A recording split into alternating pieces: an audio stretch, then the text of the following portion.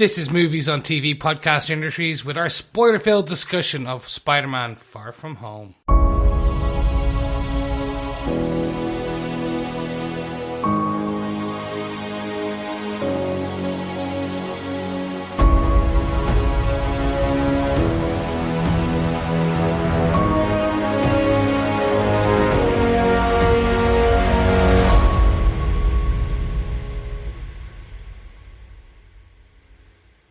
What's up, fellow webheads and true believers? This is Movies on TV Podcast Industries with our spoiler-filled discussions of Spider-Man Far From Home and all of the arachnid-type movies that condense into this beautiful, beautiful film.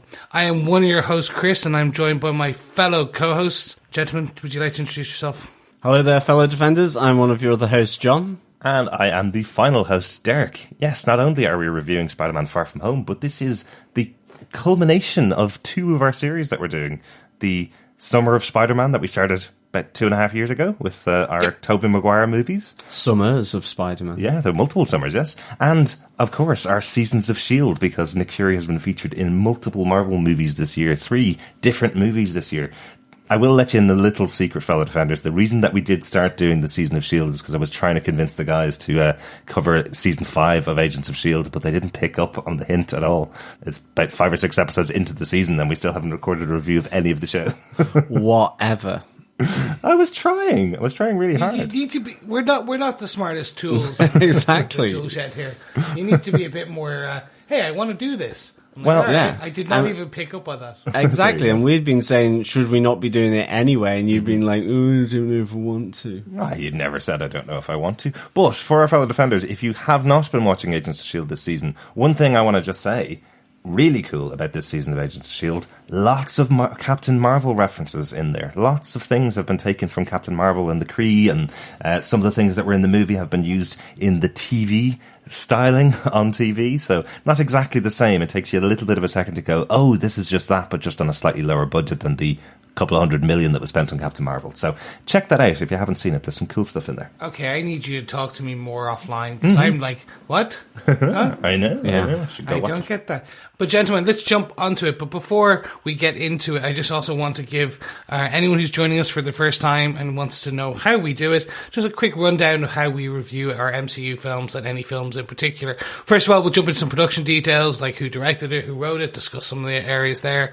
Obviously, we'll also jump into a quick short synopsis of what they gave us. And then we get into our top 5 points, or in this case, our top 5 European destinations.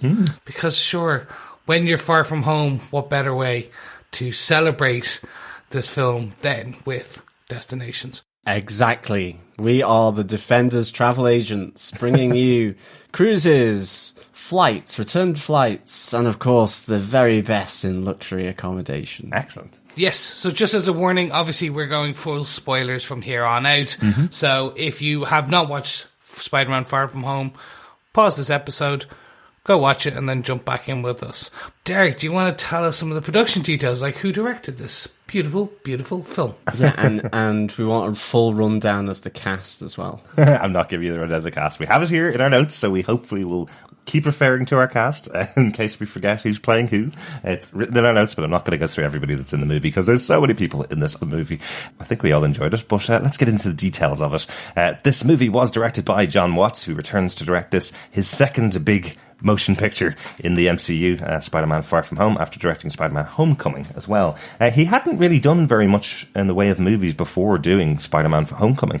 I was just watching the extra features on the Blu-ray for Homecoming this week, and he kind of says the reason why the movie has this style about it is because, well, both himself and Tom Holland were kind of new to these superhero franchises, so the two of them worked together and kind of said, right, well, we don't really know what we're doing, so if both of us try it, then we'll come up with something cool, right? So kind of like that they're very collaborative in that way. No, I'm a fan of John Watts. He likes to pay homage to the 80s films.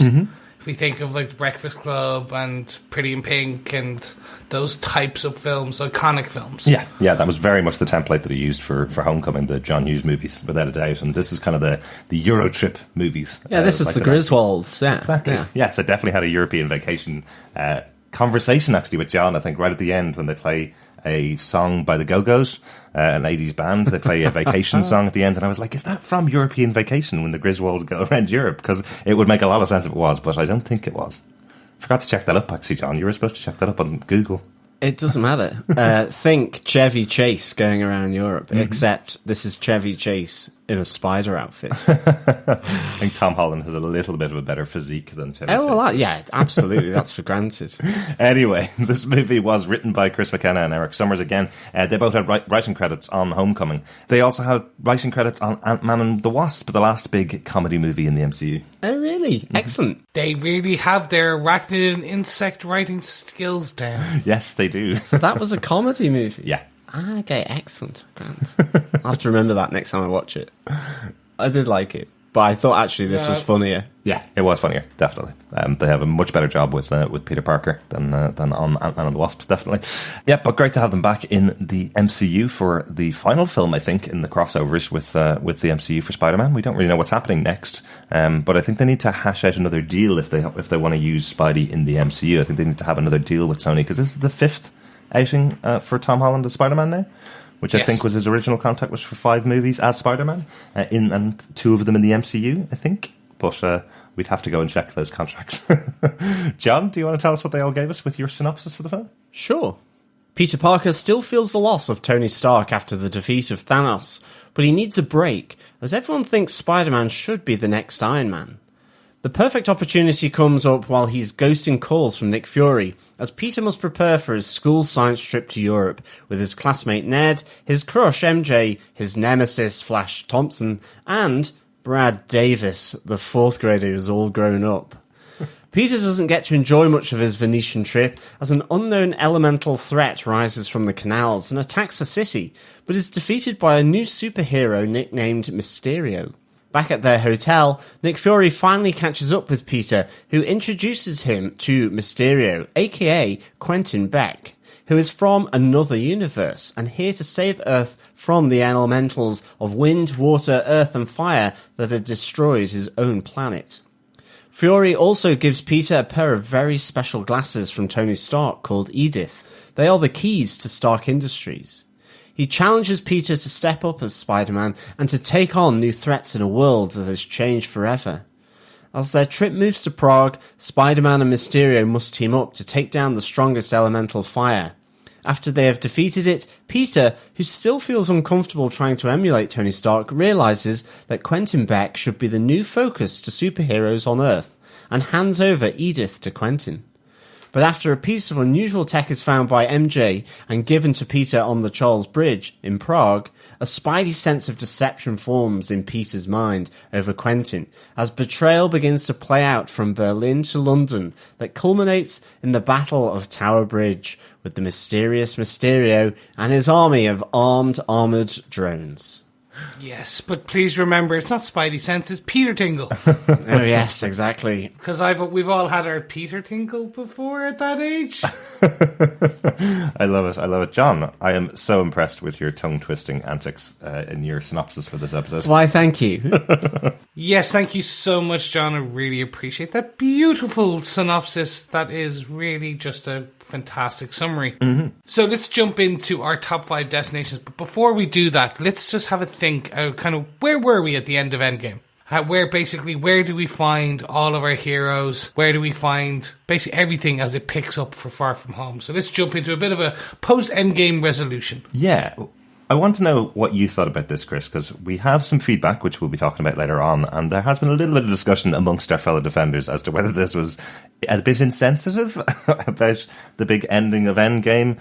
This is the only part, really, that it's handled within the movie. We hear a couple of things within the movie, but effectively, we open up to the movie with I Will Always Love You from Whitney Houston and the wonderful teaming of Betty and Jason on their high school screen saying farewell to all of the heroes that have died.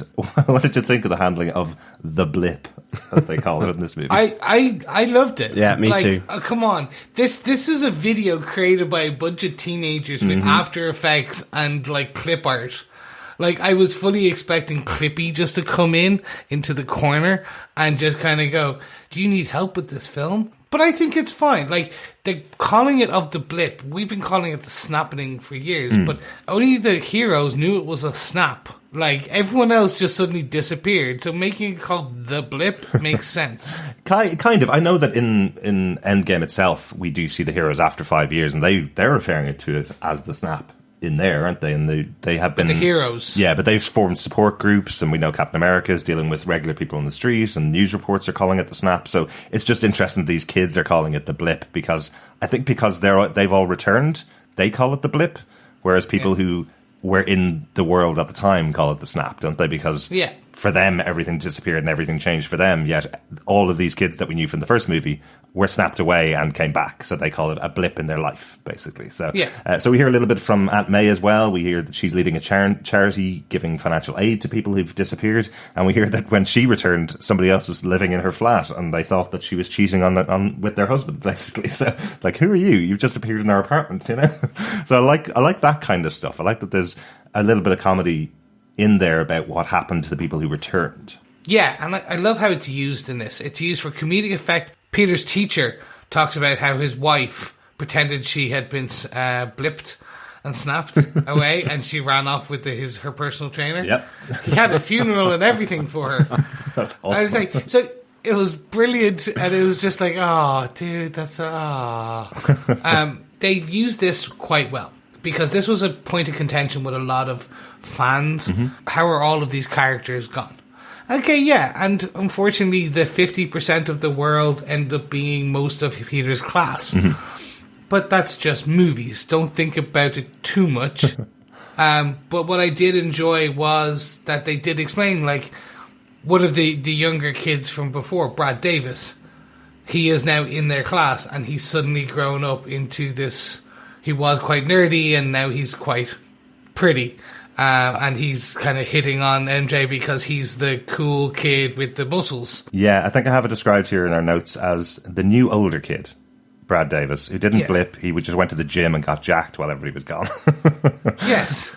I kind of like that explanation where it's like, Brad Davis, the nerdy kid, that's him? What? I love that everybody's just looking at him going, what the hell did he do for the last 5 years? Well, the gym is what he did. Yeah, absolutely.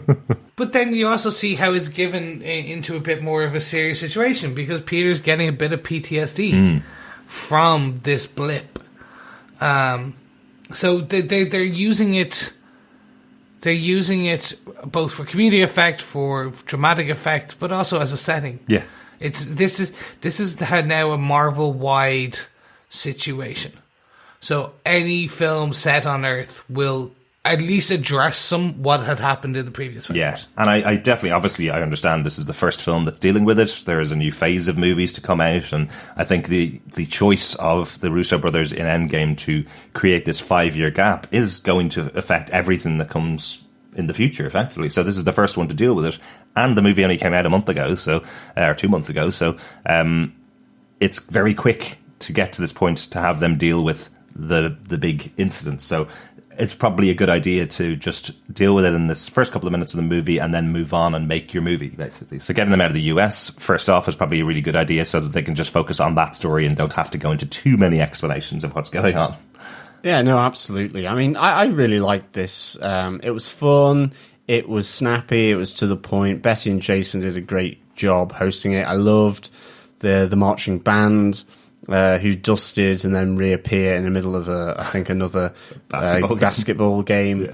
So all of this was just really, they dealt with it and moved on. And I think, to have lingered on it would have been, it wouldn't have felt right, I don't think. And to be honest, I think, school news or newsletter, whatever, radio, whatever, is slightly irreverent. So I love the Whitney Houston aspect of this. I love that they, it was a little irreverent, what they did. So, I liked it. Mm-hmm. I must say I'm also quite glad there wasn't that huge warning up ahead of the movie going, if you haven't seen Endgame, this is going to spoil everything about it. Because they do. That opening minute of this movie has all 5 characters who are dead immediately. So I'm kind of glad that they didn't have to say, watch Endgame first or anything like that, because everybody has. It's, couple of $1 billion it's made, so everybody's already doing it. The one thing I did want to say here, the PTSD moment from Peter when he's kind of freaking out at everybody calling him the new Iron Man,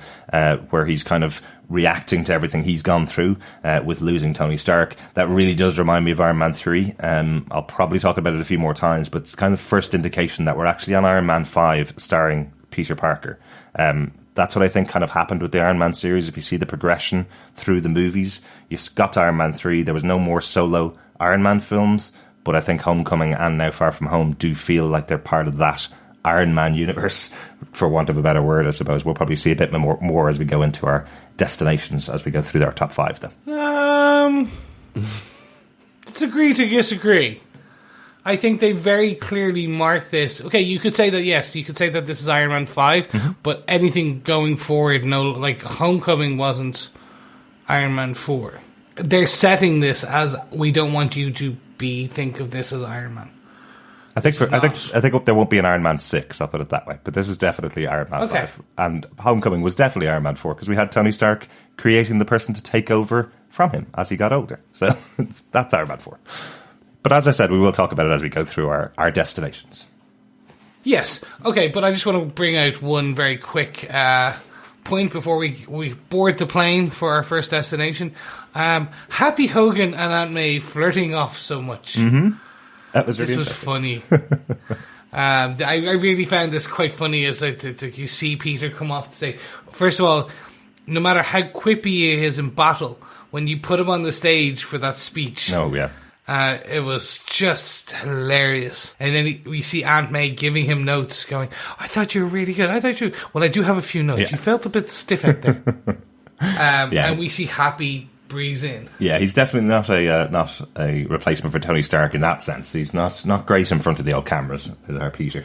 No, not at all.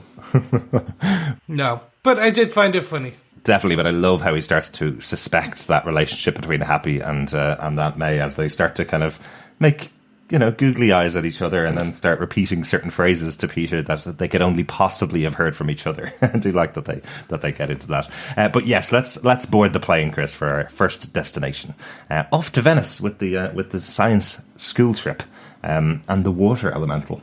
This must have been so much fun to come up with for the creators of this movie, what destinations they were going to be going to. The use of the elementals is a really good way to kind of go, right, okay, we need to have somewhere full of water, right? Let's go to Venice, because then everywhere's filled with canals, and then we can have this idea of this massive elemental coming out of all the water, and it'll be right in the middle of the city as well. Like, that's a cool idea. Yeah, the canal there is brilliant. It's so useful. And as you said, what you get with that destination or that city is... There's water everywhere. You get iconic. Peter can't really go very high. Most of the buildings are 2 to 3 stories max, maybe the odd 4, but that's about it. And so you're lowering him closer to the ground. Yeah. So he's not going to be high flying, swinging, kind of Spider-Man. I think what was good as well was not only lowering him down, but you also had him having to, because he didn't have his suit to hand. So I love the fact that they put one of the Venetian masks on as well, which was really, really funny. Where he's kind of got that sort of elaborate mask, and he's trying to help Mysterio, but he doesn't quite know who he is. And you've got this sort of Venetian mask on. I thought that was really funny. Yeah, it's a little bit of Peter taking a back seat, kind of watching Mysterio actually do all the work, which is exactly what Mysterio wanted, as we find out later in the movie. But he does try and save that church, or he's trying to not let it fall on people, is kind of what he's doing. He saves a few people around the place. So he does seem like sidekick material here to Mysterio, I think. Yeah. What did you guys think of the elementals? I mean, because it wasn't until the story progressed and and how it transpired that I was like, okay, that's really good. Because otherwise I was just kind of thinking, elementals, earth, wind and fire, and so on. Water. And water as well, obviously. So I was kind of like, okay, this is kind of interesting, but I mean, if they were actual bad guys, they would have been terrible. They would have been really terrible bad guys. Sort of a bit, yeah. Yeah, they just appear and destroy things, is basically it. So we've never really had a villain in the Marvel Universe like that, have we? That just appears and destroys things. It's not, there's usually a point to them. Yeah, it reminded me of Sandman, actually, from Spider-Man 3. Yeah. That kind of thing. And I think, actually, ultimately, they ended up being really good, how they were interwoven with Mysterio. Mm-hmm. But I'm glad they were, to be honest. Yeah. Yeah, no, I think you're right. I was a bit lackluster on the elementals, being that they're modelled after Molten Man, Hydro Man. So the one good thing I will say about this whole film is there has completely been every element of misdirection, even from the writers and the promotional art. So everyone was like, oh, it's the elementals, and the elementals are real characters in the comic books, being who they are, but they also look then like Hydro Man and Molten Man. There's discussions of a bit more kind of multiverse breaking in on this. Yeah.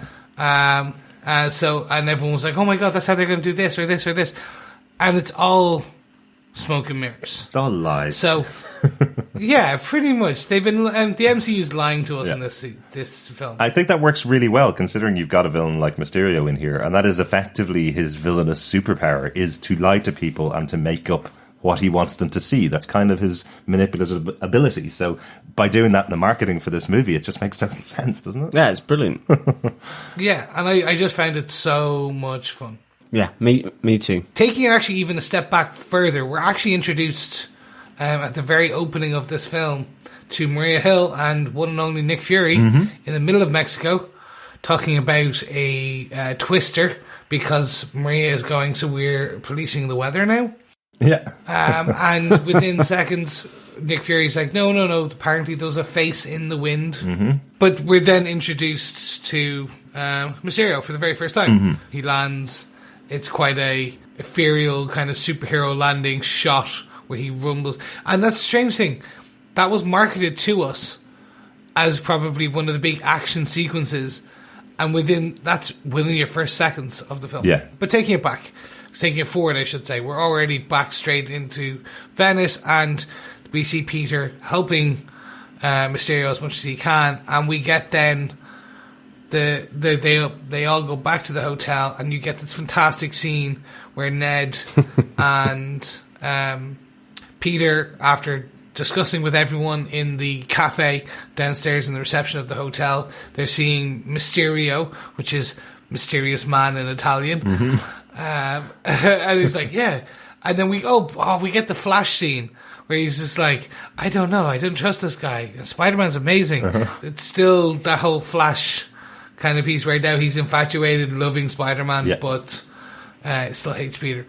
One of the things I also love about Flash in this movie as well, I love this concept of someone as arrogant as Flash with his phone filming himself all around Europe, tagging it all as #FlashMob, who are all his followers on Instagram, I presume, or on Insta-App, or some other MCU version of Instagram, where he's filming it all for all of his followers. And the first time we see him doing it is in Venice. You see him holding his camera up and going, "What's up, FlashMob?" as he gets a punch to the groin from one of his fellow classmates running by, which is just hilarious. So I kind of like this, because Flash, in the first movie, he's changed from the comic book origins. In the comic book, he's much more of the bulked up bully, effectively, kind of like Brad Davis, actually. He's quite similar to that in the comic books. And in the first movie, he's still that bully, whereas in the second movie, you still see, he's a bit bully-like, but he's a member of this team. He's still a member of this science group, and there's some people there that like him and some people that don't. He just doesn't get on with Peter, is kind of it. But he doesn't seem as bullyish in the second movie. He doesn't seem as paper-thin of a character in the second movie as he was in the first. No, I actually thought it was a nice evolution of this character, to be honest, if that's the right word. But I felt he fitted much better into the movie than he did last time. I suppose, Homecoming, it was just that sort of school bully antagonist to Peter. But here, I kind of, maybe he has less to do actually in this, I don't know. But I kind of thought he fitted better for me into the dynamic of the school group, as you say, definitely. Yeah. But I think what I really liked was as well. You have that great moment where Ned is tranquilized by Nick Fury as well. As, you know, Nick Fury finally gets to speak face to face with Peter, who effectively has been ghosting him since Happy told him that he was trying to get hold of him, and gets the glasses Edith, which has a really kind of Tony Stark arrogant acronym in terms of even after death, I am the hero. Which I think is absolutely brilliant. I mean, you have to, like, the kahunas on him to think up that are something. Tony really likes his acronyms. He does. But we get this really nice moment where we then finally get to see Mysterio face to face as well. Quentin Beck. I keep wanting to call him Quentin Blake in terms of the guy who did all the drawings for Roald Dahl. Oh, yes. So yes. Apologies if I do say that. But yeah, Quentin Beck is Mysterio. They're working with then Nick Fury and Maria Hill to sort of stop these elementals who, as he describes at the time, he is from a different universe. There's this whole thing of the multiverse, as you were saying, Chris, and then because I think fire destroyed his planet Earth. Yes, exactly. It's a big story. Yeah, it's good. Probably talk about it a little bit in our next point, really. But isn't it kind of interesting that he's come up with this theory that we believe to be true from Ant-Man and the Wasp? We believe this idea of the multiverse theory, and from Endgame as well, we had a big conversation about the multiverse. That's their version of time travel effectively creates these new multiple universes. So that's what we know is happening in the world, that there are multiple universes. But this is the kind of backstory he's created because people will believe anything now after the snaps happened. Yeah, and it's that misdirection as well. Yeah. Yeah, and a nice little call out is he basically does say that this is the M.C.U. is the 616 universe designation, and then he uses the designation for 83 something, which is where he's from. So just to give our listeners a bit of feedback and tidbits on this, the 616 is the actual prime universe in the comics. It's the comic book universe. The 83 something that he uses is the Spider-Man UK basically universe. Weird. Where Spider-Man, it was part of the Captain Britain Corps. Right, very bizarre. Do you think they chose the Marvel UK designation for Mysterio because Tom Holland's British? Was that the reason? That or because they end up in London. Maybe. Yep, maybe. Exactly. But before we jump into our second destination and we kind of go off for a quick trip to Prague, Derek, what did you think of the introduction of Nick Fury? This beautiful scene where he's constantly interrupted and he shoots Ned and just everything. I loved the introduction to him. It's very strange this year. We've had Nick Fury appear 3 times this year. Captain Marvel, a young Nick Fury, acting quite differently to what we see in all of the other movies he's appeared. He's a much younger, much kind of funnier character, I suppose, a much more relaxed character than we've seen in most other movies. And then it's bookended the summer with him in the comedy movie of Marvel this year, effectively. So he's doing some of the things that we wouldn't expect Nick Fury to do. Hiring a child, basically, to work for S.H.I.E.L.D. now seems like a bit of an odd choice, you know? Yes, I know he's gone to outer space, I get that, but he's still a minor, he's still in high school, so hiring him to work for S.H.I.E.L.D. seems like an odd thing for Nick Fury to do. So I enjoyed seeing him on screen, and I'm really glad with the post-credit scene. I bet I have to say it that way.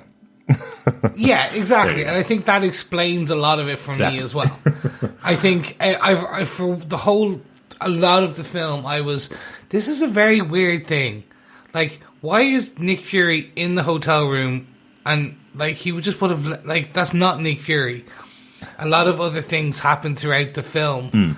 And you're like, that doesn't seem like Nick, and then it's explained. Yes. And I'm like, all right, that's a good explanation of the slight differences. Yeah, I'm very happy to see Nick Fury in the movie. And Maria Hill, definitely cool to see the both of them back. But I kind of like the little get out clause that they use in the post-credit scene. That's quite a smart thing to do.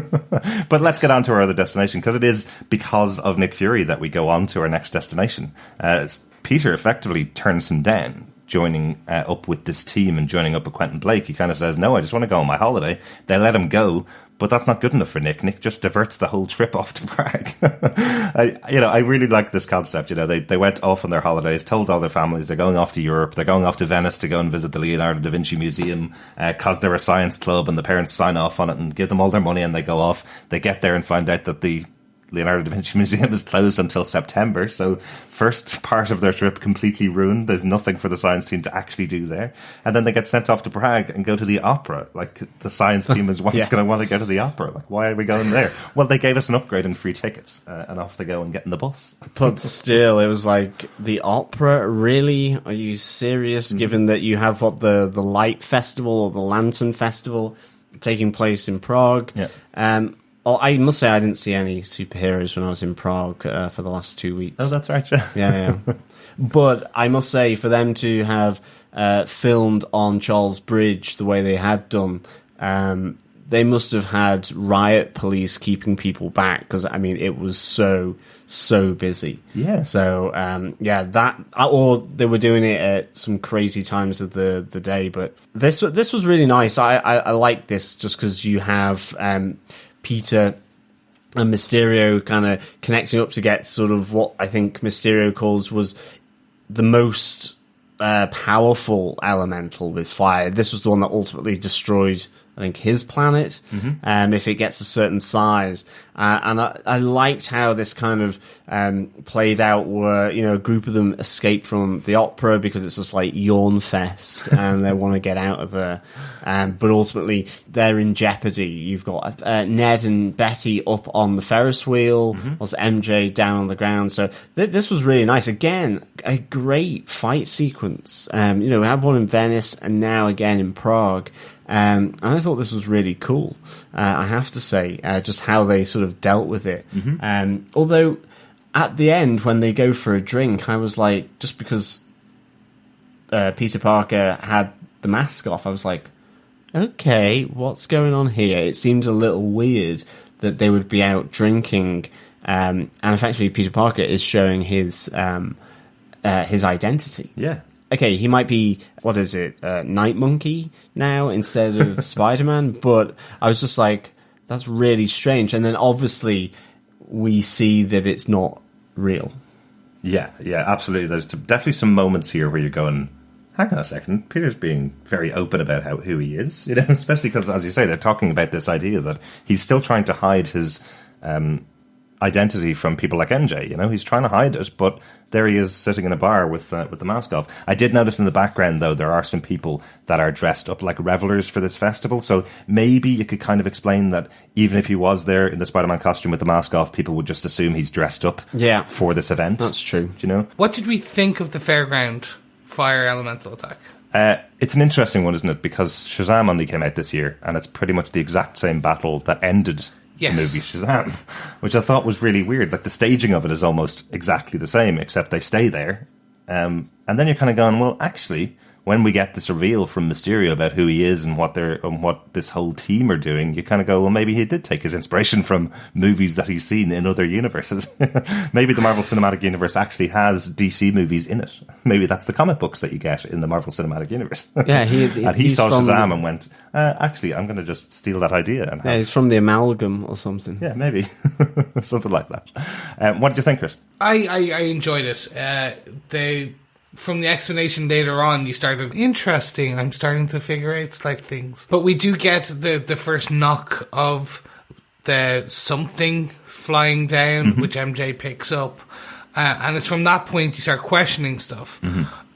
Because it was clearly nothing hit something, and then it flew off. Yes, it appeared out of the middle of the sky, didn't it? This piece of metal. And I was, of course, you're watching this movie and it's going past at a good clip. It's got it's going at good tempo, and you just see this piece of metal land in front of MJ, and you kind of go, where did that come from? Did I miss something? I'm not too sure whether it was pointed out as clearly that this is something that you should have been paying attention to, kind of thing, because it comes out of the middle of the air, basically. And then they do come back and explain it later on, of course. But I just had no idea what it was that she just picked up and why it was of significance. I thought it might be just a piece of something off the Ferris wheel or something like that.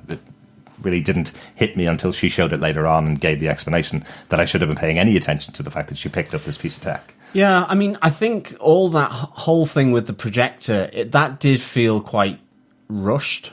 Or something. Like, I preferred the reveal in the bar where it all peels back and that they've been using projectors and all that around the bar. Yeah. And then you go into that moment where Quentin sort of rallies his troops, and you get this reveal that he was a worker for Stark Industries, so were many of the others. They created different aspects of Tony's empire with Stark Industries, but never got any of the credit, and in the main were fired, which really, Tony kind of is sounding worse, worse and worse.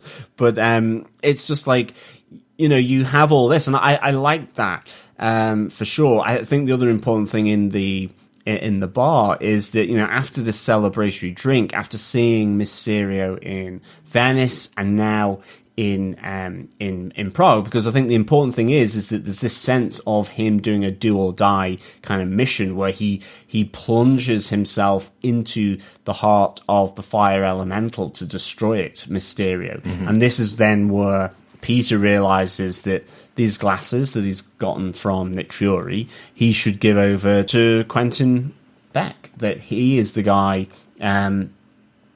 that needs to be the rallying call for superheroes on Earth now, because of that kind of selfless act that he did to destroy the fire elemental and to stop it from destroying the planet, because it's all bought into that tale. So yeah, the reveal afterwards in the bar where you see this, I found really really good. Whereas I think the thing with the projector breaking off and MJ picking it up and then them being on Charles Bridge and just setting it off like that, even though effectively it's broken. I mean, I love how the fact that, if half your camera fell off, you wouldn't be able to take photographs with it again, or you wouldn't be able to do a video, but somehow this happens to, I don't know, it shows Air again on Charles Bridge. It shows one of their previous kind of programs, and that did feel rushed a little bit to me. That then it was straight into Peter going after Quentin. To be honest, like, they didn't have that moment where they kind of fell out or that face-to-face moment. Kind of that classic Spider-Man and Doc Ock moment where then Peter tries to face him face-to-face straight there in Prague. It's not till Berlin, is it, that we really get to see them back together, which is awesome. Let's break that down a bit. Yes. Sorry. So starting back into the bar with Quentin. Quentin created Barf, which I found, and his whole stick against Tony Stark is because Tony named it Barf. His VR technology as Barf. Yes. And that's why he was super annoyed. And then one of the other we saw at the beginning of Captain America Civil War. Nice little callback there. And I loved this reveal as we went around the rest of the bar and revealed 3 or 4 other members of this crew that they have all appeared in previous Marvel movies. You see one of the guys that was shouted at by Obadiah Stane back in Iron Man 1 is another member of this team, These are all ill-treated people that were surrounding Tony Stark in the past. Just like in the first Spider-Man Homecoming, the villain was created by Tony Stark setting up damage control to clean up all of his messes, and the villain lost his job and lost everything, so he started to go villainous, effectively. That's how the Vulture was created back in that movie. This time we have these villains being created and Mysterio being created by being wronged by Tony Stark. And I have to say, Jake Gyllenhaal has one fabulous moment in here. I love that he says, I was fired by Tony Stark because he said I was unstable in the most unstable of voices that you can possibly get. That only Jake Gyllenhaal could do, actually. Definitely. Yeah, really, really good. So I'm guessing the next Spider-Man movie, the villains are going to be the custodial technicians who all got fired because Tony Stark created robots to clean the houses. That be the next one? That's how it happens. I will say, I do like how they set up a lot of these characters, because if we take, say, Far From Home, and you take Homecoming. So Homecoming, one of the interesting things we had the Shocker, and we had the Tinkerer. in just cursory characters. One of the characters we're introduced to is Dimitri, which is a character working with Nick Fury and Maria Hill, and that Dimitri is none other than the Chameleon. With a reveal later on that does make potentially some sense as why the Chameleon would be the Chameleon. The Chameleon's skill as a character is the transformation of any to become anyone, depending on which variation he's a shape changer or a master of disguise. Right. But anyway, the reason I think this is interesting is because then in Far From Home, additionally, the bad guys outside of Mysterio isn't one character now. He isn't just the Quentin Beck. Mysterio is multiple characters. He's been created by everybody, by the team. Yeah. So just because the ending happens like the ending, it doesn't mean this is the end of Mysterio now. Mysterio can live on without Jake Gyllenhaal. That's because true. you can just have the fishbowl. And we can see, so basically, we'll discuss it more as we discuss the very end of this film. Mysterio could be back for the next film as just someone who Peter battles, because it can be any of the crew of Mysterio. Yeah. And I think that's a really interesting way, because we've talked about before in some of our MCU reviews how you need to keep some of these really good, interesting characters. You can't just kill them off and that's the end of it. You need to keep them for future films. And that's kind of what they've done on this and Homecoming. We have the opportunity to get Mysterio and Vulture and the Shocker and the Scorpion together. Maybe, yeah. I know there was talk in the past about having the Sinister Six as a movie in the Sony world, effectively. They talked about that quite a few times because, as we know, the declining response to the Spider-Man movies before they teamed back up with Marvel was leading them to go, we'll just cash in and we'll start making other movies not particularly connected to Spider-Man because it's not making money for us anymore. That's kind of where we got Venom from as well, you know. They're probably going to team those up first, probably. We're going to probably see Tom Holland and Tom Hardy on screen together in the future, which would be quite interesting, especially if they don't renew that contract with the MCU. I'm going to be so upset by that, but that's another conversation. Stay positive, people. Stay happy. Yeah, let's talk about something happy, because Spider-Man going back to the Sony universe is not a good thing. But anyway, let's speak about, so at the end of the big reveal and of all the Starks, and we now know that Mysterio is a quote-unquote the bad guy of the film, but actually Derek and I were talking about this offline before. Is he a bad person? And I know I'm getting some laughs from my fellow podcasters as I use the term offline. Apparently I'm still in work mode at the moment. But let's say outside of this podcast, is he a bad person? Like, is this group of bad people? Because essentially they just want to be the best superhero in the world, and when you can't become that, you create him. It seems like they did it in order to sort of regain their position in terms of controlling this technology, maybe even making a quick buck. It feels like something that maybe spiraled out of their control, and I think certainly, at least for Beck, I do think that, you know, he obviously has some kind of feelings for Peter Parker. You know, he kind of respects him. You see that to some extent, I felt, at least to begin with, but that descends and falls away quite quickly as soon as Peter steps up and really just confronts him. You know, it's that just stands in front of him and looks at him and says, well, what are you going to do? And then it kind of descends into where it's like, kill them, kill Fury, kill this person. So it feels like something that really got away from them very quickly, I feel. But then maybe that was always the point, that this was about revenge against Tony, in a sense. So yeah, let's just quickly talk about the motivation, because that's where it's all kind of revealed here in these scenes back in Prague.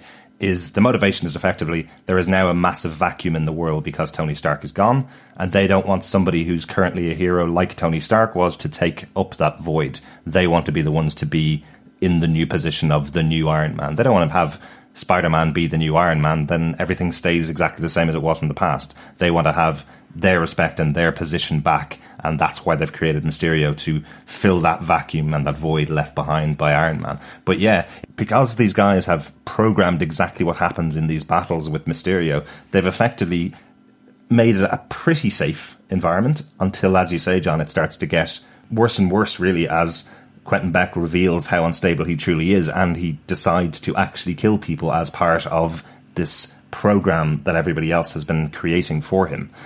So I think you're right, it does get worse and worse, but at the beginning it is just them trying to take over the void from Iron Man, which is an interesting concept. It's not as justifiable, I suppose, as potentially the Black Panther villain, who had a good point to begin with, and that's where he came from, but it is a good MCU villain again. We have another quite rounded, idealistic villain that you can kind of see their point. I think it feels quite sciencey in the sense that it's like not being included on the published journal article or something like that for the new finding. You know, they've done, but because they've done this in I suppose a corporate sphere where their ideas are the property of Stark Industries, then they feel aggrieved by that, and so they want to. The ultimate kind of revenge for them is that they take the place that Tony once had, because it wasn't so much about Tony, it was more, I suppose, that from their point of view, they felt it was their tech that helped him get to where he was. Absolutely. So that their tech will make them supplant him in his death. Exactly. Yeah. Yeah, I like them as a collective of villains. Yeah, me too. And I think it does leave us in a potentially interesting place at the end of this film. Yeah, absolutely. Because of who they are. But I do want to talk about one of the biggest reveals, even bigger, perhaps, than this evil genius reveal. Peter does go talk to MJ to tell her how he feels about her. And we get the great... I just wanted to say, you're Spider-Man. What? Huh? No, I'm not. Like, we get this. She now knows that he is Spidey. Or at least she figured it out. I really do enjoy MJ in this film. I really like the banter that she has with them. And I love, as you say, Chris, she does figure it out, but not really. I love that she admits later on, she says that she had figured it all out. She knows exactly what's going on. And then she goes, well, I had it 62% figured out. It's not exactly. I didn't realize that you were definitely Spider-Man. I just wanted to push you for you to reveal it to me, kind of thing.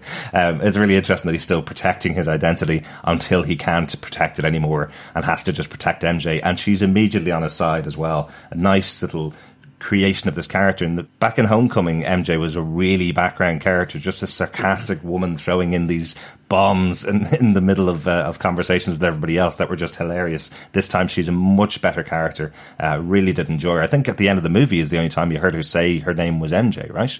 Everybody kind of suspected it before the movie came out from Homecoming, but this time it is our MJ. This is this universe's version of Spider-Man's one true love, Peter Parker's one true love. So I loved they gave her more to do this time. Yeah, and the banter between when we see that Peter tries to go, when he goes off to get the Black Dahlia, and she goes, oh, what's in the bag, Peter? And we get this beautiful, she found her best, the thing she's most happy about in basically even back in Venice is bow. It can mean anything. And the banter then when he goes, so what's in the bag? And he goes, bow, well played. We see the blossoming of romance with these two characters. But you're right, she was not a massively fleshed out character back in Homecoming, and they've really worked on that. And that you can see, like, I'm right with you, Zendaya as an actress who plays this character, plays that sarcastic, slightly different, awkward but not awkward character really well. So getting her all the way up to this, where like even him buying the Black Dahlia is because that was her favourite murder. So I'm really happy about how they kind of like they've kept this character quirky. She's not the supermodel-esque because that makes sense in this universe. Yeah. And she still can be the supermodel-esque at later films, Yeah. if they keep with this character in these films. But I think even back in the comic books, back in the 60s, you know, it was still a trope of Peter Parker being the nerdy kid, and the person that he fancies most is the head of the cheerleader team. That's basically what MJ was at the time. And then she left school and became a model, you know? Like, we've seen her character evolve so much more over the years. Even recently in the Spider-Man game for the PS4, she's a reporter. You know, she's much more driven character than we would have seen in the past, you know? So I like that what they have MJ, you know, in the first movie, she constantly talks about the fact that she has no friends at all. And that's why she falls into this group of the science team, because they are all working with her. They are all friends because they have a common interest in something, and that's why they've all met through this way. There was an interesting interview with Zendaya about these characters saying the reason they're so close now is because all of them were snapped, and because they all came back at the same time to the school and all had to start over the school year together. They're much closer than they would have been in the first film, or much closer than they would have been if the second film was its sequel happening directly after it and they didn't have this gap of the 5 years. So that makes a lot of sense when you think about all these people going away together on this trip, you know? Quite cool. But speaking of the trip and speaking of MJ, she's the one that drives them to go to the next city. She reveals to Spidey the piece of tech, as you mentioned, John, and he goes off to find Nick Fury in Berlin. So he takes another little detour, says he's going to visit some family over in Berlin, and takes a trip to see Nick Fury and tell him everything that's going on. He immediately gives that information. Chris, you were wondering why he does that, and I guess really it's because Spider-Man wants to take a back seat, right? He doesn't want to be the one that's fighting alone against Quentin Beck. He's made this massive mistake of giving Edith to Quentin, and he wants to kind of apologize like he did with Tony in the past. He wants to go to Nick and kind of go to him and say, right, you need to take care of this, because I obviously shouldn't be trusted with all this responsibility. Yeah, and like, it's a nice way of kind of leading us into our Destination 3, as you said, and seeing the understanding dawn on Peter, as of that he's given Edith potentially the biggest weapon in the world that he's or access to a bad guy, someone who's lied to him, and you can see the hurt there. And what we do, him trying to get to Fury at Interpol, is really funny. Like, basically, we see that beautiful scene where Ned comes in. Peter's in state of undress, kind of getting into his night monkey outfit. And Ned's like, oh, I see you were getting dressed for the carnival. And is like, no, he knows. Oh, well, I knew first. So we see that rivalry between MJ and Ned, which is already forming, which is quite fun. But Peter gets on the bullet train from Prague to Berlin, and he gets to Berlin, he meets with Fury, and we get this beautiful, like, 15-minute scene from the warehouse to the end, where he does end up in the Netherlands, which is this mind trip. It really is just Beck at the Mysterio comic book character, like, just, it came straight out of the pages of a comic book. I don't think I'd be exaggerating too much to say this might be your favorite thing that's ever appeared in a Marvel movie, or a Spider-Man movie at least, John. This is very Ditko. This is very... this was really cool. This, to me, was that kind of meeting of Ditko between Doctor Strange and Spider-Man, I suppose. Yeah, I really liked it. I thought it was really reminiscent of the 15 minutes of the Doctor Strange psychedelic thing, but this is trying to be that. You kind of see the triangles with eyes in coming out of Mysterio's hand. It's trying to be that, but it's ultimately done with, like, literally CGI in real time. And so what Spider-Man thinks is a mind trip is actually just him being tricked with regards to the reality around him. So that ultimately, all this amazingness is playing out in the real world, but it's just covered by what the techies have decided Peter needs to see, but it means that they have to move him in that direction, and it's ultimately so that he walks out onto a onto a railway line, and I don't know, the 1246 to Hamburg basically just splats the spider on the nose of the ICE. And so, like, it's really good because, yeah, you think, okay, so is Fury really alive? Like, there's a few moments where they take you out of the really kind of wacky stuff, and you think, oh, okay, we're back in reality, but it's not. So, yeah, I thought this was the best thing for me in the movie, like as a sequence. Yeah. I thought it was better than the big fights, and they were great as well. So it was really cool. Yeah, there's definitely a bit that I couldn't get in my head at all, because obviously Spidey's gone to talk to Nick Fury in Berlin. He tells him all about it. Then Beck interrupts that meeting and turns it into this big fight battle. But there's a moment when Nick Fury shoots Beck in the back, right? And that kind of kills him, and then it turns out that that's also a figment of the imagination. I'm trying to work out why. I'm trying to work out why they had that scene at all. Why did Nick shoot him in the back if Nick Fury doesn't exist? It was to confirm who else he told. So basically, he's like, Peter, who else knows about this? Yeah. As Nick Fury, and then Peter tells him, and it's confirmed. Yeah. That makes sense, yeah. And I think this... Yeah, no, and I think... So for me, this is Mysterio. Yeah. This was what I was hoping... This was something out of, like, the Spider-Verse I was hoping we would get. And it is that... As you said, it's that Ditko-esque Doctor Strange trippiness that we got in the MCU Doctor Strange, but extended. And I was wondering if they do it through hallucinations or kind of psychotropic drugs, like injected into Peter's skin or something. But this is so much better because it's not just in his mind. Yeah. As you said, the ICE train to the Netherlands smacks him out of the world. Out of the holographic projections. But just seeing all those differences, seeing him in his original costume, all of it is just amazing. And it really just brings out that a lot of what the character does is pure manipulation. And why... So it reminds me of the Kevin Smith run.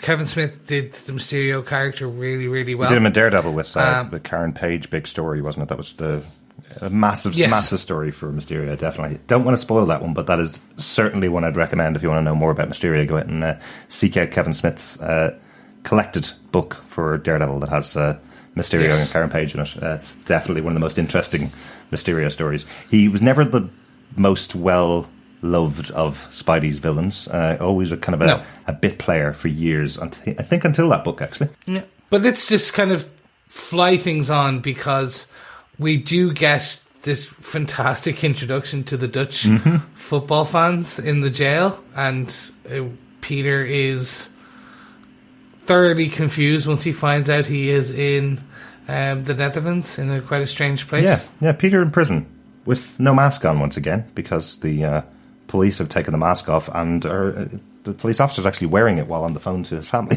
which I think is quite funny. But again, no real care for this guy spoiling his secret identity in this movie at all, right? This is one of the things that seems to be a tradition for the Spider-Man movies, is that he's not really able to keep his identity at all. Everybody knows his identity pretty quick. And also, I have to say, very accurate depiction of the Dutch here, right? They are the friendliest people in the world. They were so good, yeah. I mean, I think of all the Europeans, the Dutch, they have a good sense of humour. So it was nice that they chose the Dutch to have that kind of interaction with Peter Parker. I thought it was really good. But just coming back to what you said before, is it just not the fact that, yes, okay, Spider-Man is known outside of New York, but he is ultimately your friendly neighbourhood, so they wouldn't know him from Adam, you know, in that sense. So I suppose having his mask off is fine. Right. In Europe. Maybe. Be a different matter in New York. Maybe, I just don't know, because they don't really go into the Endgame moment, really, I suppose. They don't really go into the idea of how many people in the world know all of these superheroes that came back and fought to save the world. So you don't know how popular these heroes that returned are in the world. He is a friendly neighborhood Spider-Man, but he has been in space, as Nick Fury points out. No, but only known by them. I think that the main thing that you see across Europe are murals to Iron Man and Tony Stark. I think there's one in Venice or something. So, even Captain America's not up there. It is because it's Tony Stark is that focal point, in a sense. And yeah, they know he's been to space, but unless they've sat down and told the story. Yeah, true. Yeah. True. And of course, Tony Stark is the only person that said, I am Iron Man on television. Yeah, exactly. Broadcast around the world. So none of the rest of the heroes are probably that very well known. Yeah. For me, it is what we get at the end of this film. Spider-Man's identity will become a focal point for the third and final of the trilogy. And I very much see that being the main storyline. So you're very much right. He is a bit too carefree with his identity a lot of the time. Like he reveals it to Quentin Beck pretty quickly. Yeah. So they're building on what Peter needs to learn as he becomes a better Spider-Man. Yeah. It's interesting, isn't it? And they've also kind of created an invincible Spider-Man in this movie, would you say? He got hit by an ICE train, and all it ended up doing was bringing him to the Netherlands. Like does that not make Spider-Man invincible? Pretty much. No, but Spider-Man is actually, like, in the comic books, is pretty strong, pretty invulnerable. Like, he has rapid healing. So, again, that scene where back in Homecoming, where he lifts the building off his shoulders, in the comic books, that's a bit more of a building. Yeah. And he takes a lot of punishment. But he takes his punishment, but then he also calls Happy when he's in need. So we get the scene where he calls Happy, and Happy comes to get him, and we get the fantastic bit, which is, how do I know this is, how do I know you're real? Tell me something only Happy would know. When we were in Berlin, you ordered a film, and you didn't think it would come up, and it was to say adult entertainment. And it's like, okay, that's enough. That was, again, just Happy bringing this comedic element into the film. Yeah. This is one of the biggest scenes for me. This was the bit where Happy starts telling Peter about, or I should say Peter starts talking to Happy about who he failed. He's failed Tony. He's failed. He can't live up to be the next Iron Man. He can't live up to be the next Tony Stark. And we get this fantastic scene where Happy is explaining that Tony couldn't even live up to be Tony Stark. He was still always fighting with himself, doubting himself. And you get this, you don't need to be the friendly neighborhood Spider-Man. You don't need to be the next Iron Man. You just need to be Spider-Man. Yeah. Like, figure out what that means to you. And that is quite it's obviously the turning point in Peter's arc in this story, where he starts believing in himself again. And we get I know where you're coming from with the Iron Man 5. Like, I do get that. Like, I do see it. It's just, for me, it hurts to call it an Iron Man film when it's a Spider-Man film. But it is. But that's effectively what they did. Marvel did a deal with Sony to bring Spider-Man into the MCU. They haven't told you the backstory of who Peter Parker is. We still, even now, we're only getting slight references to the fact that there was a history of Spider-Man before he ever met Tony Stark. But from the moment he did meet Tony Stark, his story began, and now Tony Stark's gone, and this movie is about the effect that that's having on Peter Parker. But you're absolutely right. This scene with Happy is probably one of my favorites in the movie, because I love how Happy breaks it down. I love that he's not annoyed at Peter at all when Peter breaks down in front of him and says, I've done the worst thing possible. Happy effectively just saying, look, you screwed up. Doesn't matter. Everybody screws up. And breaks it right down to, look, you've lost a bit of tech and the bad guys out there. What are you going to do about it? That's it. Because that's all that's happened. Nothing bad beyond that has happened. It's a really nice kind of scene with Happy. Yeah, and we get then the fantastic version of creating the Iron Man suit. Which slightly different music, but we do go, he goes, "Oh, I need a suit," and you see Happy touch the thing, and we get this beautiful, like very Tony-esque area for his lab. And Happy goes, "You look after the suit, I'll look after the music." And rather than Iron Man by AC/DC, we get some Led Zeppelin, I think it is. Oh, Chris, you can tell you're a young man. Yes. Who is it? We get AC/DC, which Peter compliments by saying, "I love Led Zeppelin." Ah, there you go. See, I'm channeling my inner Peter. That is it. Yes, it's really cool, isn't it? I want one of these 3D printers in my house. These things seem to be absolutely incredible. This is not how 3D printers work, people. But that's how they work in the Marvel Cinematic Universe anyway. They will make you a brand new Spidey suit with just a touch of a few keys on a keyboard. Very impressive. Yeah. But he does add to upgrade his suit, if you will. He does. And I do have to say, I love the red and black suit. It's very cool, isn't it? And it's a very, I think it's obviously slightly Miles Morales-esque, but then it's a more superior Spider-Man-esque. So it's just, I really prefer this upgraded suit, just from a look and feel. Yes. And if you haven't jumped into the Spider-Man PS4 game in the last week, this suit and the undercover suit that he uses in Berlin are both in the new game now. So go download them and play along with them. It's very cool. I will be doing that this weekend. Just one thing before we jump on from the Netherlands. They did a great job of creating these wonderful Dutch people, these wonderful friendly people. I love the guy that gives Peter his phone to make the phone call and kind of goes, no, you keep it, it's fine. He's just super friendly. And then, unfortunately, the field full of tulips with the windmill behind it, this picturesque postcard of the Netherlands. And then they have the Stark Industries plane landing on top of the field full of tulips. If I was that farmer, I would go absolutely mental. Can you go and move your ship down the road to the empty field, not the one with tulips in it, please? That's my living that you're messing with, man.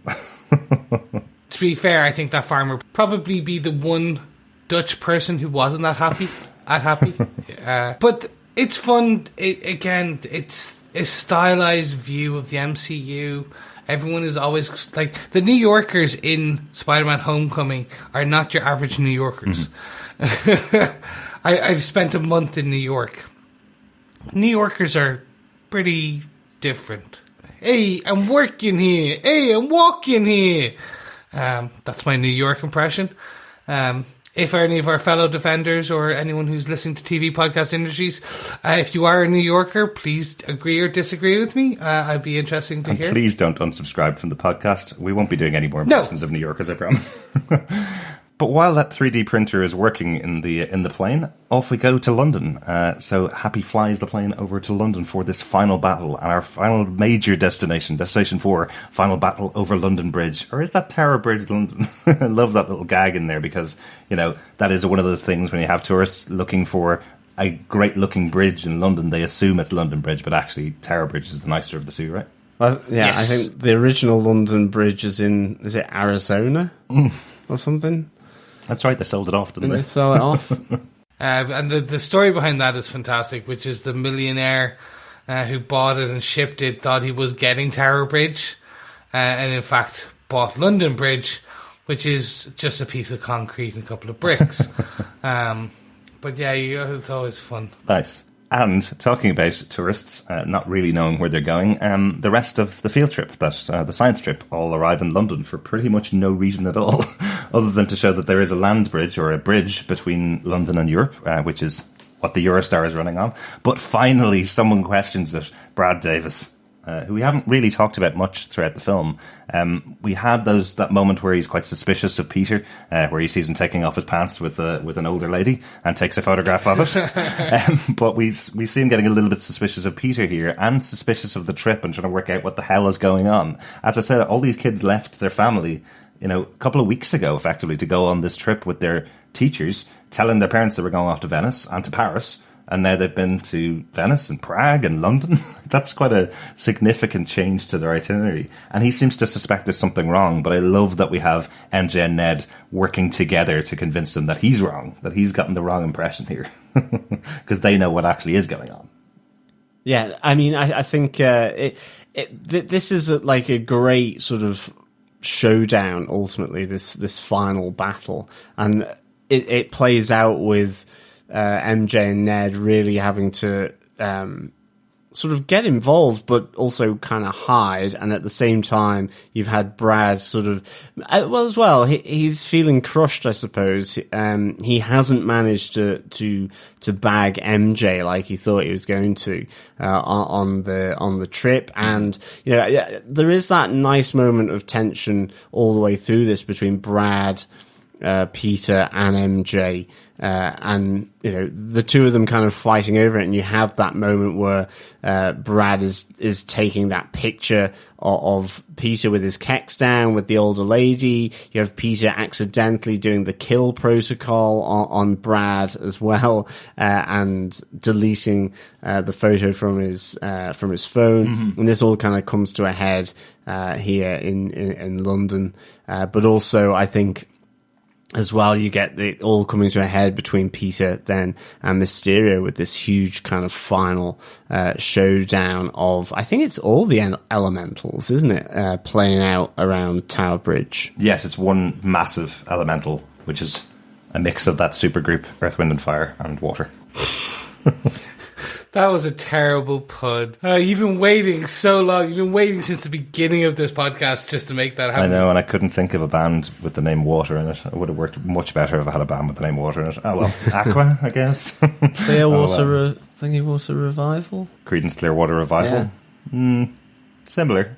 Without the fire, wind, or earth? Maybe. Yeah, so I like this huge, showdown, and you ultimately have the breakdown. I like that, you know, through Edith, Mysterio's got all the control of these bots to do this huge final canvas of CGI in the middle of London, and obviously there's real danger though in this one, because part of it is that they will take out Nick Fury, Maria Hill. They're going to take out Spider-Man, as well as then MJ and Ned as well, who know everything that's going on. So I think this ultimately plays out really nicely. I like Peter sort of being in amongst all the bots, sort of hopping between them, webbing them together, and bringing them down. And then just how it plays out up on the kind of walkway at the top of Tower Bridge between him and Mysterio, where again it's like in Berlin, what's real, what's not. So you think that Mysterio is dead, but then luckily Peter starts to use his tingle again to really understand what the difference between real and unreal here, and you have Mysterio standing behind him ready to kill him, but ultimately, yeah, I mean, the character of Quentin Beck here does die, I presume, even though, as you were saying, Chris, you know, another Quentin Beck or Mysterio can rise again through this group, and still be a villain, which I really hope, if they can think of something really good to do, I really hope that they do, because I think they used him so well in this movie. Yeah. And I like the fact that, you know, we all know that he is a master of deception, but there was so much deception played out around this movie. So it was really cool. But I like that on that walkway, ultimately, where him and Mysterio face off. I thought that was really pretty cool.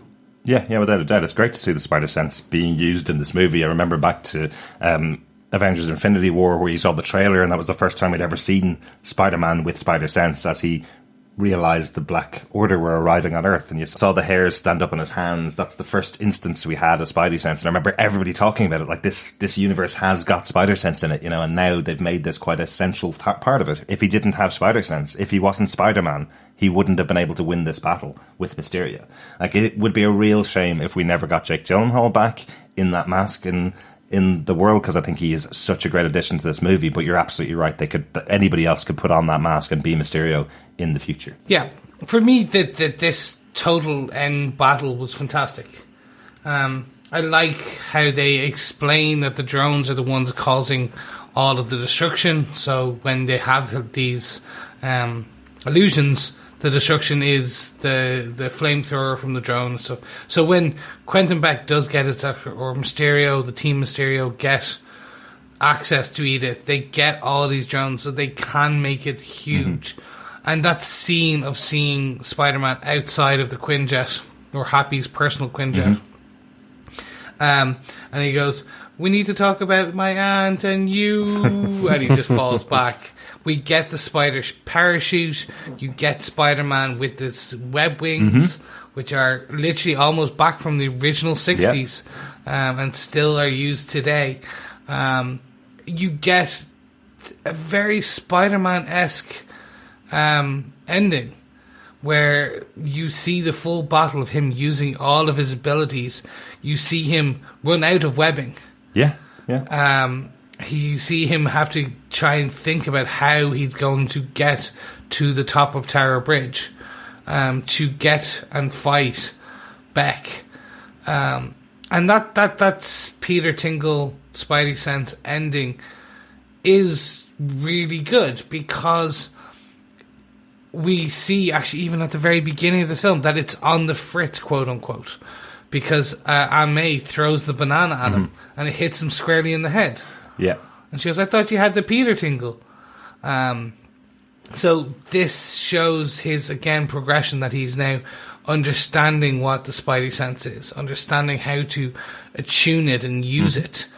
And that scene where he's then jumping through each of the drones to get to Beck, and then Beck does kill himself, obviously is quite upsetting, because he said, like, on one hand he's a dead MCU villain, which was really interesting, which I'd like to see again, but on the other hand, yes, he from the grave makes a lot of noise at the end of this film, which we'll talk about in a second, but also he can be anyone. As you both said, Jake Gyllenhaal really does embody this character. He's really, really well. And it's a shame to lose him. He can come back, though. He can be an illusion. Because at the very end, we see one of the guys, the writer or the gentleman from Iron Man 1, we see him put a USB drive, and we now know what it is. But he escapes. So you have to assume everyone else does too. Yeah, I think it's because Quentin Beck is such the major face of all of these, and nobody else has been seen. He's been hiding all of these people, and pretty much all the time underneath what's going on, they've been hiding in the background and hiding in the corners, effectively. So nobody's looking for them, effectively. They're the background team, and nobody really knows how Beck did what he did. So that's quite interesting. Effectively, the villain is 12 people, and one of them has been taken. That's it. One of them has been taken out. Yeah. So yeah, it is really interesting. Like, there is this whole team, 10 or 11 people that are still out there. It's just that Beck killed himself by trying to shoot Spidey, who moved out of the way when one of the drones was shooting, effectively. So it's quite cool that we have that idea, but it is a real shame to lose Jake Gyllenhaal from these movies. I'll be honest, getting him for Spider-Man is a huge get. I think he's one of the best actors that's out there. Pretty much everything he's done in the last 10 years has been so eminently watchable with him in it. So getting him for this movie and setting him up the way they were, with him being a hero, I was going, they didn't get Jake Gyllenhaal signed up to an 8-movie contract like everybody else who gets to play a hero, did they? There's no way. So he has to be a villain, and he has to die by the end of the movie. That kind of has to be the case when you get someone of this stature into this franchise. So yeah, I don't think we're going to get him back in the future, but there may be flashbacks, or there may be a moment in the future. But I like the idea that it could be Mysterio with just a different face, effectively. So yeah, yes, or layers. And Mysterio is anyone with the bubble head. So they use the bubble head costume design and the mist inside, so it can be anyone. Exactly. But that brings us to the end of the film. We basically get the reintroduction of the MJ Peter love. We do get the unhappy news that Betty and Ned are no longer together.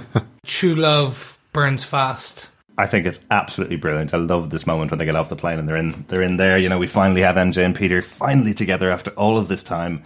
And then they go, "Do you want to go out and double date sometime?" And Betty and Ned kind of laugh to themselves, going, "Oh, that's all over now. Don't worry about it." And Ned suddenly seems to be this really grown-up character who's complimenting how wonderful she is and saying, actually, there was no way our love could last as long as that. So, yeah, really nice that. But then the even funnier scene for me was seeing Peter sit down and basically have Aunt May and happy about their relationship, and it's just differing of opinion.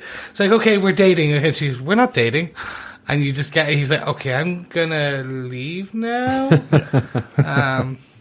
I like Peter. Yeah, Peter trying to be the adult in the room, and then realizing I really don't want to get involved in this really complicated relationship discussion that's going on. I've just found my first girlfriend, or my second girlfriend, sorry, in this movie. I can't really deal with this conversation between you weird adults. Yes. As he walks away. Yeah, it's all about the love in New York. Oh, it is. Yeah. Because that brings us to the iconic scenes. We see Spider-Man swinging through New York, like taking selfies, texting while he swings. Which is brilliant, and it reminds me, it's very reminiscent of the recent PS4 Spider-Man. Yes, yeah. And I thought it was fantastic. But then we get the iconic MJ Spider-Man swing together, but it doesn't go the same way. That was cool. I like that. Yeah. I like the fact that she was freaking out, and because I think that's it. Most of the time you just hear the scream and then it's like it's all fine and dandy, like really soon after. Whereas it was like he picks her up, he takes her for a swing, she's like saying, put me down, put me down, put me down. And at the end of it, she's like, nah, I don't want to do that again. That's pretty horrendous for non-spider people. Yeah. You know, so I thought that was pretty cool. Yeah, it is this moment. We've seen it right back to Richard Donner's Superman, the idea that the super person wants to show the non-superhero person what it's like to be them, effectively, and let them into their lives kind of thing, you know. It is really important to mention here, as we get into these post-credit scenes, these moments are really important. We have Spider-Man back being Spider-Man and being happy about it, effectively. So after giving up on being Spider-Man at the beginning of the movie, remember, he didn't take his spider suit with him on his trip. He was trying to leave all that whole life behind. But now he's realized who he is. He's realized that he wants to be Spider-Man, and that's him swinging around the city and letting MJ into his life effectively as well. That's really cool moments. It's really good to see him back being happy Spider-Man. We are now in post-credit 1, effectively. This scene with him swinging around the city with MJ is the post-credit scene. I thought it was going on a little bit for a post-credit scene. It seemed quite long. Sorry, not that it was too long or anything like that. It's a great moment, but then it stops, and then everything changes because we have J.K. Simmons returning as the greatest J. Jonah Jameson once again on the big screen right in the center of New York City to reveal that Quentin Beck actually had one final plan for whoever took him out, which turns out to be Peter. He releases the information as to who Spider-Man is. Peter Parker is Spider-Man. That's released to everybody, and he also doctors the footage, or the footage had been doctored by one of the other members of his team to show that Peter was the one that called the attack, and actually the hero of London was Quentin Beck, with Peter Parker taking the credit. That's quite a massive moment, really, isn't it? Yeah, it's really good, actually. It really fits into this whole idea of, you know, I mean, this idea of the manipulation of the news feed. And I thought that was really good. And again, it kind of lends itself to what you were saying, Chris, that, you know, one of the members, 12 members of that team has stepped up to kind of enact or send this footage, doctor it, or do whatever they've done.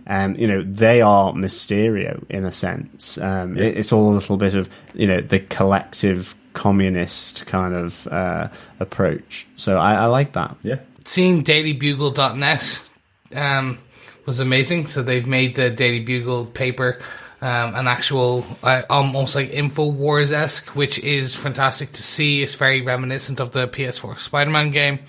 That J. Simmons as J. Jonah Jameson, he is just the epitome of that character ever since his initial reveal in Tobey Maguire's Sam Raimi's Spider-Man 1. He embodies who that character was. We more should say he brought it to life. But seeing this is just, what they've done here is just fantastic. Like outing, it's the inverse of Iron Man 1, if you will. Tony brought his name out to the world. And now with this, it's no, Mysterio's done it. And now Peter straight away becomes the bad guy. His identity's out there. Spider-Man is the bad guy. And no matter what happens at the end of the third one, you'll always have JJ going after Spider-Man. Exactly. I love that this is how we're introduced to this universe's version of J. Jonah Jameson, is because he's been told that Spider-Man's a bad guy. That's why he's suddenly revealed in this universe. It's really interesting, isn't it? Yeah. This is just such a massive reveal to happen in this first post-credit scene, effectively, because remember, the last movie that we went to see in the cinema, Avengers Endgame, had no post-credit scenes at all. They have introduced some since in the final run, effectively. They put in a couple of post-credit scenes. But the last time we went to the movies to see Avengers, no post-credits. This time, a post-credit that's really important because it sets up the future again, you know? I know that so many of the filmmakers must be so annoyed about this 5-year time jump that was introduced in Avengers, which has ruined all of the sequel plans that were laid out. Things like Doctor Strange, which had the sequel plan laid out with Baron Mordo going around the world destroying magic. Well, now they have to deal with whether Mordo is snapped and is now going on his rampage around the world when they do Doctor Strange 2, you know? All of these other movies have to deal with this 5-year time jump, so it's nice having some post-credit scenes that actually now will lead into things again, because Avengers is off the table now for a while. We don't have to worry about that big juggernaut coming in and destroying our universe. We can now plan our sequel movies again, which is quite cool. No, definitely. I think it's a great kind of cliffhanger to end on.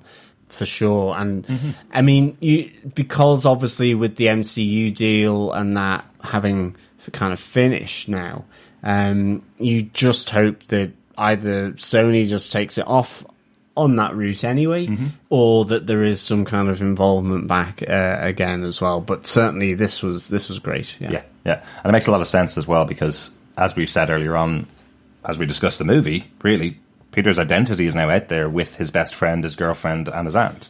They all know who he is, so that means the reason why he always keeps it secret, and most superheroes do, is because of the threats that are going to be in there for their family and friends. And now we know all of these people know his secret identity, so that's exactly the way they're probably going to go if they bring this into the next movie. But quite cool. The other post-credit, obviously my favourite one of the two, because it's revealed that the reason why Nick Fury was acting weirdly is because it's not Nick Fury at all. It's actually Talos and his wife Soren, or his partner Soren, from Captain Marvel. The two Skrulls are back on Earth and pretending to be Maria Hill and Nick Fury, which is just hilarious. I really enjoyed that moment. We see Nick Fury is also on vacation. He actually took the break that Peter Parker wanted to take at the beginning of this movie. It seems like he's off in Tahiti, as most Agents of S.H.I.E.L.D. fans will recognise. The program that he's using is him sitting looking out over the ocean, which is almost exactly how Season 4 of Agents of S.H.I.E.L.D. ended, with Agent Coulson sitting looking out over the ocean in Tahiti. So, nice little touches there. Everyone loves Tahiti. I loved this reveal, specifically because it was... it explained. It was just funny to even see the eye patch on the other side when they're driving in the car, and she's like, "I told you to fix that." Oh, okay. No, I don't remember that at all. Yeah, that's how the end credit happens. The eye patch is on the wrong side, so we even see the as some of the marketing materials.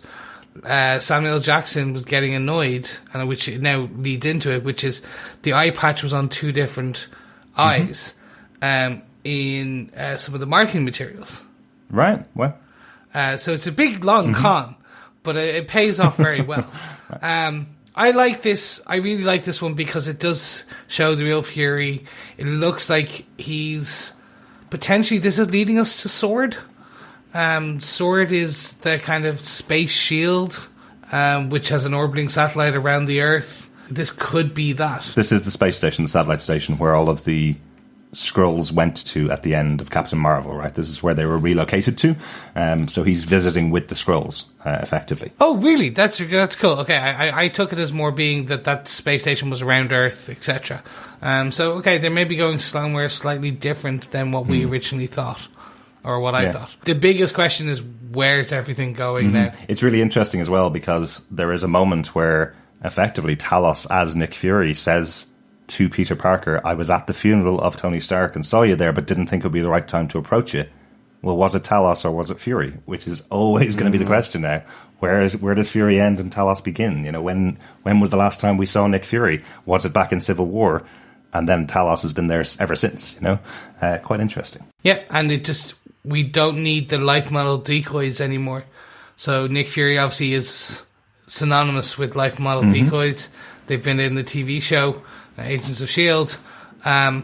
But he doesn't need that now. He has scrolls. Yeah, I don't know whether you roll them out to impersonate you. I'm not sure whether that's the way it goes. But that's it for all of our post-credits and all of our destinations for this episode. Any other notes we haven't talked about, Chris, or can we get on to our defense? I'd say let's get directly onto our defense. Excellent. So, kicking that off then, Mr. John Harrison, do you defend Spider-Man Far From Home? Yes, I absolutely do defend Spider-Man Far From Home. I give it 4 Peter Tingles out of 5. Certainly it tingled my fancy, for sure. I think I was wondering what they were going to do, because I think Homecoming was a real bit of fresh air for me from the Spider-Man franchise, and I was thinking, please just kind of keep it like that. And they really did. They made it feel fresh. They made it feel funny. I loved Mysterio as the villain here. I think Jake Gyllenhaal brought so much to it. I loved just how it tied into Endgame, that, you know, it dealt with it, but just briefly, a little irreverently. I loved how they moved through on their European trip. You had the MJ and Peter thing with Brad. I felt that, you know, the whole thing with Nick Fury and the final post-credit, but also then just that huge, you know, the reveal of Peter Parker as Spider-Man is just a great cliffhanger to finish on. It's really good. And it did. This was just jam-packed with action, comedy, some tension, and I thought this was a great movie. It made me come out the movie smiling, just having really, really enjoyed it. You know, like, we go and see these movies generally after work, and I must say, I was absolutely wrecked going into the cinema, and I was like going, oh, don't fall asleep. Yeah. You know, it's been massively hot over here.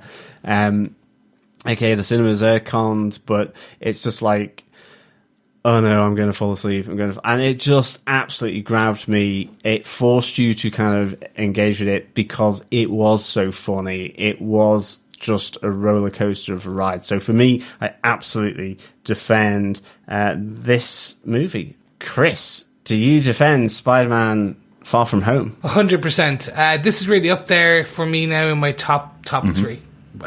Into the Spider-Verse, Homecoming, and Far From Home are really my top 3 Spider-Man films. They embody what I love about this character. There's some changes on the formula, which I'm actually enjoying. It's when you have a character from the 60s, shaking things up a bit is always a good thing. But I'll always love Raimi's Spider-Man. I'll always love Andrew Garfield and Tobey Maguire. I love their portrayals, but they were portrayals in a time and perfect for a particular time. Yes, even Spider-Man 3 was a good film-esque. Yes, we know everyone thinks about the dance scene, but let's forget about that. You can listen to our podcast about Spider-Man 3 if you want to hear our actual thoughts on how terrible that film was. Exactly. But moving back to Far From Home, it does exactly what we hoped it will. It ties off the end of Endgame. It does set up where we are potentially going next. It deals with the fallout of Endgame. But it deals with it in a way that it's Spider-Man. He's a friendly neighborhood Spider-Man. That's all he wants. He just wants to be back in Queens. He just wants to be back in New York. But as Fury goes, you've been to space. Like, you are no longer that Spider-Man. I'm so glad that was Talos and not Nick Fury said that line. Yeah. It just was an awful line, wasn't it? But it's just interesting to see. Like, the whole film has a unique take on Mysterio. It has a unique take on Happy and Aunt May and everything. So, particularly the MJ. Like, I could sit here for another hour and just wax lyrical about why I enjoyed it, and we already have done that for quite a while already. So I'll just say, yes, I defend this film. It was good, and you need to see it. And as I said to Derek before we started recording, I can't wait to see this in the comfort of my own home in 4K. Just sitting there, in a air-conditioned home versus an air-conditioned theatre. So yes, I do defend Spider-Man Far From Home. But on that, Derek, do you defend Spider-Man Far From Home? I'm probably not as up on it as you guys. Of all of the films, I'm probably not as up on it as you guys seem to be. You guys know my feelings about comedy movies. This is probably the funniest of the Marvel movies that we've seen since Homecoming, probably. It's definitely better than Ragnarok and the two Ant-Man films, to be honest. I'm glad that we don't have an Avengers coming in the future, because this formula of Marvel doing a really serious movie followed by a kind of funny movie just doesn't work for me, so I'm glad we're not going to have to do that next summer. We may get another comedy movie from Marvel next summer, but all that hasn't been announced yet, so I'm glad they're going to get to change up the format a bit. I realise that most of the reason for my dislike of comedy movies, particularly in the Marvel universe, is because it has an extra job to do. Most of the other movies, all they have to do is have story, characters, and fight scenes. But this also has to have comedy that lands, and the comedy in this sometimes just doesn't land. I particularly noticed that with the teacher, who we hardly talked about at all except for one moment. Martin Starr, Mr. Harrington, I think is the character's name. He's the same character in Homecoming, but he only has 3 scenes that made it into the film. And if you look at the deleted scenes, there's about another 15 of him riffing and making jokes and making gags. It felt like the editor in this movie put a lot more of his riffing and his kind of gags in the movie. And a lot of those just fell flat for me. I don't like people that don't read a script. I don't like people that improvise in movies. They just don't work for me a lot of the time. There's a lot of comedians that think this is the best way to make films now, is to just go on set and talk until you find something funny.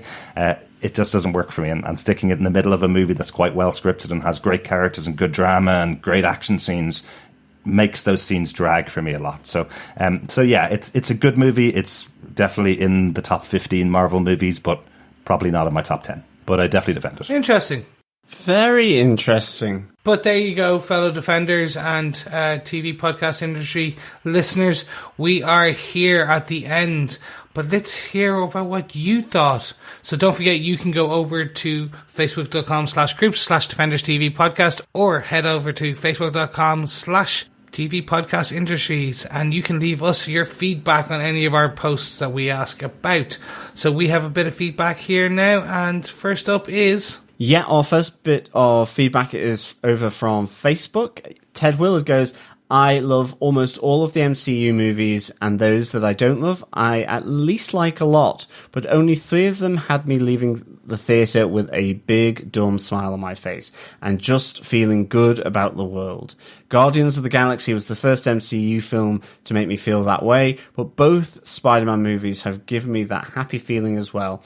Spider-Man is my favourite hero, and these movies have really captured what is so special about Peter Parker, the person, and Spider-Man, the hero. I can't wait to see Far From Home again. Thanks, Ted, for that. I completely agree. For me, I came out feeling really happy and positive coming out of this movie. I thought it really was kind of a really nice pace that did a lot and had a whole range of different things that felt so good. So yeah, I completely get where you're coming from there. Next up, we had Mateo Patmore, who said, I absolutely loved this movie, probably more than the first. The entire time I was thinking, why couldn't have this come out when I was 12? I was watching it with my mates who I used to make comics with after school when I was about 12. Spider-Man was the first comic I'd bought myself. I have a tattoo. I was a fan of what Andrew Garfield did with him. But these movies, they're everything I could have wanted a Spider-Man movie to be when I was a kid. I mean, I enjoyed the Raimi ones, but Tobey was never, ever my Peter Parker Spider-Man. Those end credit stings, though, the first one messed me up. I wonder if they're going dead to the identity crisis. That'd be so cool. Overall, the film was brilliant, and I loved the homage to the comics. Mysterio was awesome. I love how they chose to portray him. Find it kind of weird that Flash is from a well-to-do family, but I suppose they have to give him a sense of entitlement from somewhere. And if people don't think Brad Davis is the real villain of the film, they're wrong. Sorry I'm all over the place, but this film makes me feel like a kid again. Thank you so much, Mateo. And yeah, completely with you on that. We're all over the place. You saw my defense. You just listened to it, I should say. I love Brad Davis being the villain of the film. I think that's hilarious. He's the one that finds out about Peter. He's the one that takes a photograph of him with another girl so he can spoil MJ and his relationship. It's really, really, really funny. It's interesting that Flash being from a well-to-do family, you wonder whether that's kind of the Norman Osborn of this universe. Will we see Flash Flash start to turn against his family. They've dropped a few hints here that his life is not very happy at all. His parents don't seem to care about him. He's not picked up from the airport when they arrive back. Is there something that they're building there with Flash Thompson as a character? In the comics, Flash Thompson becomes Venom, I think, at one point. So he does have a villainous streak in him as he gets older in life. So we may see something like that. Are they building something like that in the Spider-Man universe? Thanks so much for that, Mateo. Yeah, thank you so much, Mateo. Alyssa Lynn Muskra says, Mysterio stole the movie for me. Jake Gyllenhaal did such a fantastic job with the role. One of my favourite scenes is where Peter is trapped in a loop of his illusions. Such fantastic CGI. I have frustration of the movie's insistence on making Iron Man a part of Peter's story. Both of these villains had connections to Tony, and that takes away from them being Spidey villains, in my opinion. Also, the fact that they essentially replaced Uncle Ben with Tony.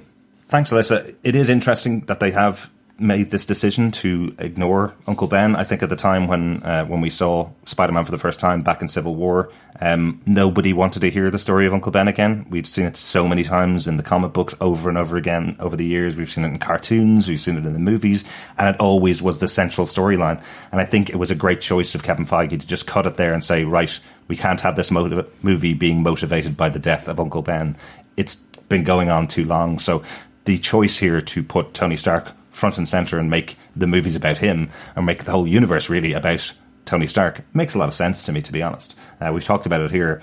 My idea, I suppose, is that this is just Iron Man 5, but with Spider-Man at the center of it.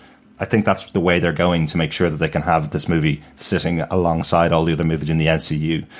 We will probably see Sony taking this back and making another movie not connected to the MCU in the future, so they most likely will return to Uncle Ben to do that. But right now, I'm really still enjoying the fact that we haven't had him mentioned much in the universe. There is that little touch in the movie here, I think. It might have been mentioned before, but that little touch in this movie where Peter takes out his suitcase again, and it does have Benjamin J. Parker written on it, BJP, in initials. So he is still remembered in the universe, but not mentioned as being so central as he used to be. Yeah, thanks, Alyssa. I mean, I definitely agree with you on the scene where Peter's trapped in that loop of the illusions being done by Mysterio. I thought that was absolutely phenomenal. So definitely with you there. I think I would agree with what Derek says about with Uncle Ben. I think I would class myself as one of those people where I just didn't want to see that sort of origin story again because of how many times. However, I think the one thing, with him being tied to Tony the way he has been in order to, I suppose, help with the integration into the MCU. It is one of those things where, you kind of forget about the Spidey sense or the Peter tingle because he has been sort of addicted to technology with that connection with Tony. And I think I made that point for Homecoming even. And even when he was doing the tech stuff, on the printer in the airplane, it was one of those moments where I did just kind of go, oh yeah, you forget that Peter is a really good scientist. And you just have to remind it, like, they do take some of those characteristics that you've always known and they kind of bury them or just make them maybe less important, and that's no bad thing, but it's just that then he's suddenly doing all this thing with the tech and you're like going, why is he doing that? How is he able to do that? And then you go, oh yeah, but he is actually a good scientist. He's almost like a child prodigy with regards to that. So you go, okay, well that makes sense. Like he's the one that invented his own web shooters. Yeah, no, exactly. In the first movie. But yeah, thanks for that, for sure. Yeah, another bit of feedback came in through from Jim Carrey. He goes, slow start. Yeah, I got it. These teenagers are irresponsible and impulsive. Here is some antics to prove it. Lather, rinse, repeat. Well, yeah, certainly it could be viewed as that. But then he goes on to say masterpiece. When Mysterio is finally untethered, it's glorious, surreal, extended scenes. Merciless psychological pummeling, shift from illusion to illusion. Mysterio joins Doc Ock and Sandman in my book as perfectly rendered Spideyversaries. Yeah, I would agree with you there. I think the illusion upon illusion being stripped back and so on, as a number of the pieces of feedback have said, it was glorious to see for sure. Jim continues, I didn't think there was anything wrong with Spidey sense other than those nicknames. Aren't these the relevant boundaries? Trusted person, subjective, no tingle, no actual danger equals no tingle. Depending on where in the comics you're reading, it's not always that as a boundary. It's more, it allows him to know about incoming projectiles, which doesn't really make sense when even Aunt May, who is a trusted person, throws it, the banana. It still should have set off a tingle to give him those enhanced reflexes to allow him to know that something's flying towards his head. So it's not 100%. Well, I think much like Jessica Jones, as we've talked about on those podcasts, if you've been listening to those ones, Peter hasn't used his Spidey sense. He hasn't trusted in his Spidey sense at all, so he hasn't practiced with it, and they're only creating the boundaries for the movie effectively now because he hasn't used them in the past. He's had an experience of having a gigantic planet arriving on Earth, and he recognizes it a bit quicker than most other people because of the Spidey sense, but this stuff here where he gets this tingle and he knows about it but doesn't really know how to use it until this final battle at the end of the movie, that's where they've got it, I think. Yeah, Jim continues, remember those promos showing Spidey razzing the New York City cops? We keep hearing he's a friendly neighborhood guy. I want to see that. In Civil War, Infinity War, and Endgame, there were no high-rises, boroughs, big city attitudes, adoring fans, thugs, newsstands, street clothes in web packages, and no J. Jonah Jameson. On a related note, the nanomask is convenient, but am I the only Martian on the block who resents the long-term Iron Manning of Spider-Man?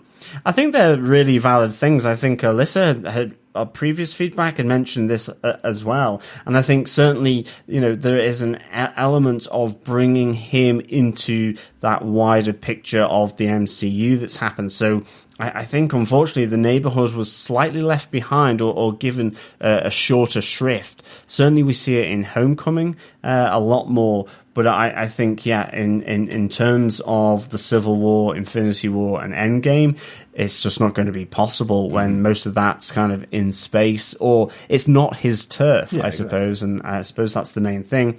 It's one of those difficult things, isn't it, when you see one of your characters brought to life and a movie made out of them, and you go, oh, okay, well, I guess I'll have to wait till the next movie to see him swinging around the city. And then you go, oh, I guess I have to wait till the next movie to see that. I'm so glad that this movie did end with Spidey back in New York, swinging through the city, accepting that he's Spider-Man, because that's what everybody wants to see, a bit of him in his city, I, again, highly recommend going out and getting Spider-Man the game for PS4 because you get all of that. That's what the entire game is about. It's him in New York, enjoying his time, battling villains. Well worth paying the money for. Yeah, absolutely. Finally, Jim says, Mysterio presumed dead, Fury and Hill presumed human, multiverse presumed to be a tall tale. Some of us thought Far From Home's Mysterio would provide a mechanism to bring the Fantastic Four and X-Men to the MCU. I admit it's typical fanboy desperation stretch, and it's based on Beck using the term Earth 616, which made some in our auditorium erupt in cheers. I mean, it would be pretty low for him to use the canon terminology, only to be completely fake. So, is there a grain of truth? Could Beck have met someone from another Earth?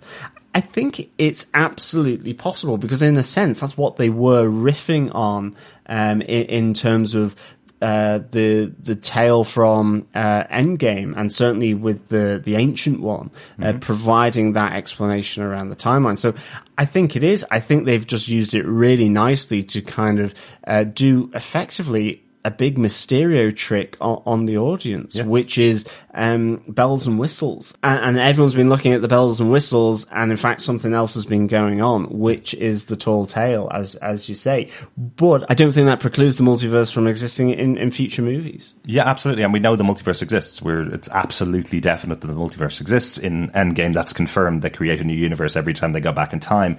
The big thing here was that Beck was saying that he travels from one universe to another, which only Agents of S.H.I.E.L.D. has revealed is possible. So that's the only place that they've ever had somebody travel from one multiverse to another, and that may also change in the future. So so there is a possibility we will see it in the future, but you're totally right. This is the makers of the movie trolling us as an audience with their trailers, making us go and see a movie that could lead to something that we think is possible, and then when you see the movie, you go, oh, okay, that wasn't what it was all about at all. This is somebody that has spent roughly 9 years, I think, if my timeline's right, 7 to 9 years creating this whole thing, wasn't Beck fired around the time of Civil War? So that's 4 years ago, plus the 5 years after the snap. So that's about 9 years roughly he's spent creating this plan. So he probably has done some investigation into what Earth this is that they live on, because that's been mentioned before in other movies about Earth 616. It has been mentioned before. Thor Dark World. That is the accepted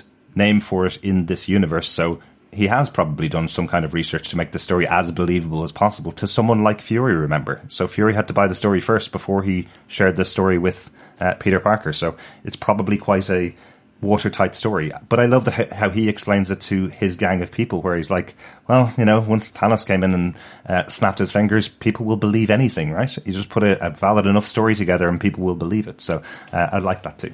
Yes, thank you for your feedback, Jim. Next up, we have feedback from Salim Akisler. He went on to say, the first half of this movie dragged. I get why they did what they did with Mysterio, and he was great. Great character, great costume, great visual, great acting. But I was just sitting there waiting for him to turn and to find out the monsters were of his own creation. They never explained his powers or why Fury needed Spider-Man specifically. Spidey's power set didn't really seem to match what they thought they were fighting. I wish they would include a scene where Beck somehow convinced Fury that it had to be Spidey. I also didn't care much for the high school drama early on, but that obviously wasn't for a curmudgeon like me, other than the Ned and Betty scenes. That was hilarious. After the Mysterio reveal, the movie really took off. Even MJ was a better character in the second half of the movie. Her interactions with Peter, from finding the hologram generator to their shy flirting, was great. The way they set up those illusions with the drones and using EMPs to throw off Hill's readings was brilliant. Those scenes of Mysterio playing with Peter were fantastic, visually beautiful and absolutely terrifying in the story. I've heard some criticisms of not explaining that Spidey sense malfunctioning, but I loved how that was used and Peter eventually figuring it out and using it to break down the illusions. A fair criticism of Homecoming was that we already have an Iron Man. This character should be Spider-Man. I love the scene where Peter accidentally calls the drone strike on in his classmate and can't undo it with Iron Man powers, and he manages to solve it with Spidey powers. I agree with the MCU's decision to skip the origin story. We know it, we've seen it, we get it. But pretending that Uncle Ben never existed is a bridge too far. Great power, great responsibility was an overt theme of this movie. But like most things in this universe, it was all about Tony. Tony pissed off Ancient Tombs? Fine. Mysterio was a Stark employee? Fine. But Tony replacing Uncle Ben? Too far. Finally, the post-credit scenes were amazing. Just when I was thinking, okay, cool, but this is missing J. Jonah Jameson, boom, we get J.K. freaking Simmons. Awesome. One of the best castings of all times is now in the MCU. Then the Fury skull scene. Like most of you, I have questions. Most importantly, how long has this been going on? So look forward to finding out. Sorry that was so long, but looking forward to the podcast. Thank you so much, Salim. Thank you. Just the feedback was brilliant. And don't worry, it wasn't too long at all. Unfortunately, our avid producer had to fix a few mistakes and tongue-twisting pieces that I made while reading it out. But no, I agree with some of your stuff. Specifically, I agree with just kind of where the Fury Skrull scene is going on and how long it's been going on. I unfortunately don't agree with the Uncle Ben piece. I don't think Iron Man has replaced Uncle Ben. I think we'll get Uncle Ben at some point, but as everyone has said, we've seen it, we've heard it, we know everything about it. So they are still mentioning Uncle Ben in unique ways. Hell, Uncle Ben may still be alive. Or Marvel Zombies. That'd be great. Exactly. They could do anything. They could do some very interesting things like this. So let's see where they go. They haven't steered us wrong yet, I think, in the MCU. There's been a few blips, if you will, but nothing too bad. Speaking of which, Jim had another piece of feedback as well, just about the blip, just an asterisk. This is part of what I was talking about, the reaction from some people to how the snapping was treated in Far From Home. Jim Carrey says, I'm disappointed by this treatment and the name of the blip. However, Sony does Spider-Man, and to the extent we see Peter's grief for Tony, the consequences of Endgame had gravitas here. The snap was the plague, the Holocaust, the killing of the innocents, all the tsunamis and earthquakes and meteors, and a forced rewatch of Iron Fist Season 1 combined. I can't conceive how the emotional upheaval would affect both halves of society. We did caught glimpses. We saw Scott Lang seeing the unkempt properties, the harbour ships in dry dock, the whales now in the harbour, sports stadiums abandoned. Dating brings not laughter but tears to both parties. We saw a 1 minute glimpse of the age schism through Lang's eyes and brief treatment of the same with the brother and sister in Far From Home. My hope is that the Disney Plus series explores this. It lends itself so to long arcs anyway, not sort of side notes in one movie. I'm sure it will get some mention in MCU sequels.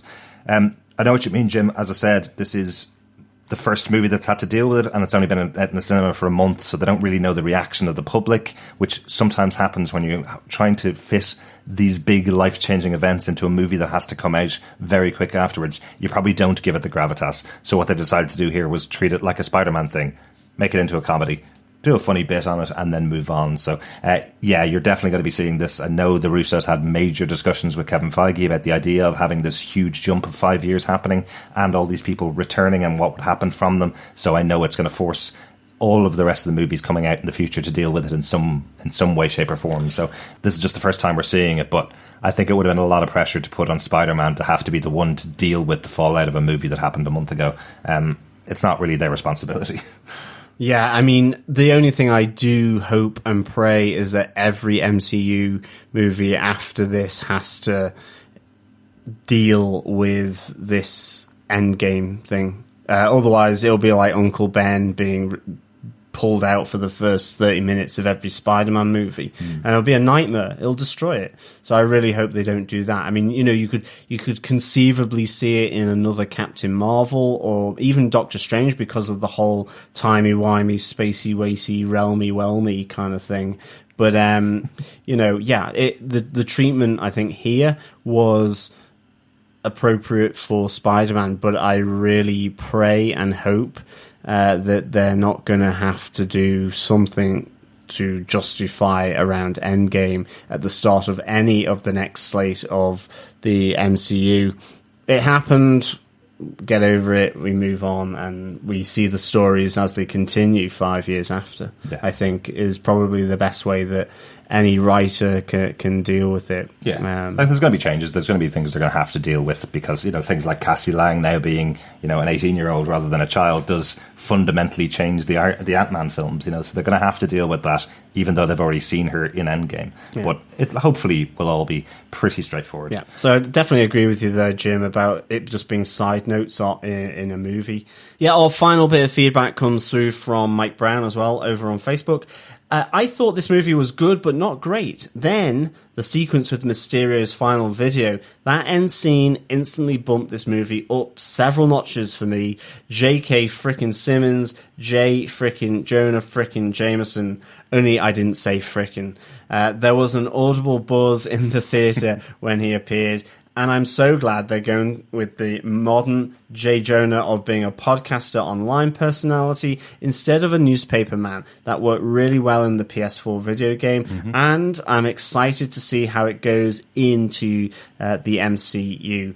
Yeah, thanks, Mike, for that. You know, I managed to do your J.K. frickin' Simmons, J.K.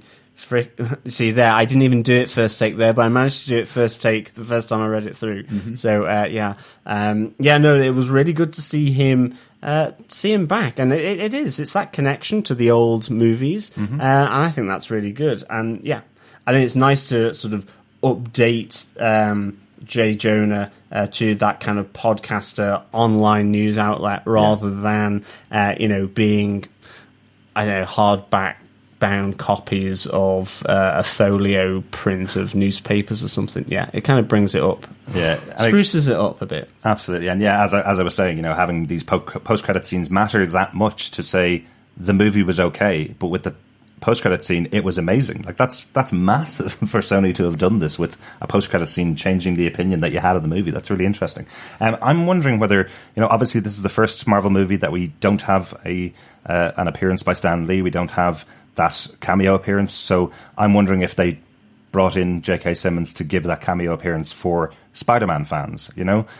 He is such a well-loved part of those movies with Tobey Maguire that nobody could see anybody else playing that role. So if you're going to have a moment where you're going to show J. Jonah Jameson on a big screen, bring in J.K. Simmons to do that cameo for you. I'm not sure whether they're going to have that close connection in the future. I don't think we have any real moments where Peter Parker has shown any interest in taking photographs for a newspaper, so it doesn't feel like he is that character that's going to start working for a newspaper in the future or working for this online organisation, the dailybugle.net. So I don't think we're going to see J. Jonah Jameson much in a future movie, but I love the idea of him bringing him in as a cameo here. Thank you so much, fellow Defenders, for all your feedback, and don't forget you can send us any other feedback you have.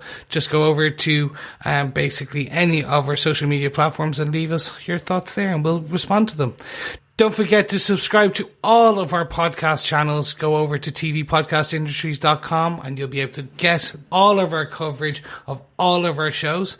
Over on Defenders TV Podcast, we're continuing with our coverage of this season and the final season of Jessica Jones. But we'll also have lots more TV on TV Podcast Industry, where we're going to be rolling up very soon. Garth Ennis' The Boys, which is on Amazon's Prime, and Pennyworth from the creators of Gotham. Both begin on 28th of July. Mm-hmm. Yeah, really looking forward to getting some podcasts out about The Boys and Pennyworth once we finish our coverage of Jessica Jones. They're both out on July 28th, so we may not have a podcast out on that day for both of those shows, but hopefully we'll have them out very close to the day. Thanks so much for joining us for this movie podcast. We're going back to TV very soon, so make sure you stay subscribed, and we'll talk to you soon.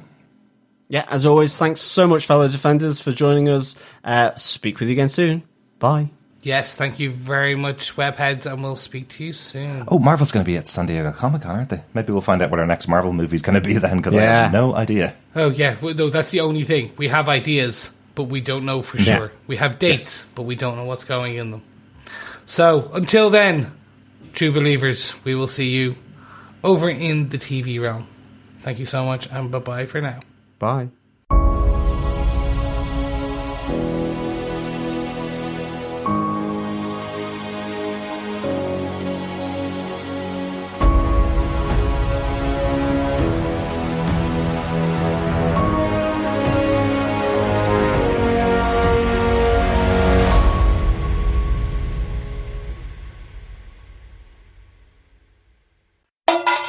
But more importantly, let's also jump into a bit of a where we were at the end of Where? Was that the band that Marty Pella was in? Should we say? say? Well, you nearly said Earth, Wind and Fire. I know, that was really close there. It was like EWF, woo! Yes, but let's jump into where we were just at the end of Endgame.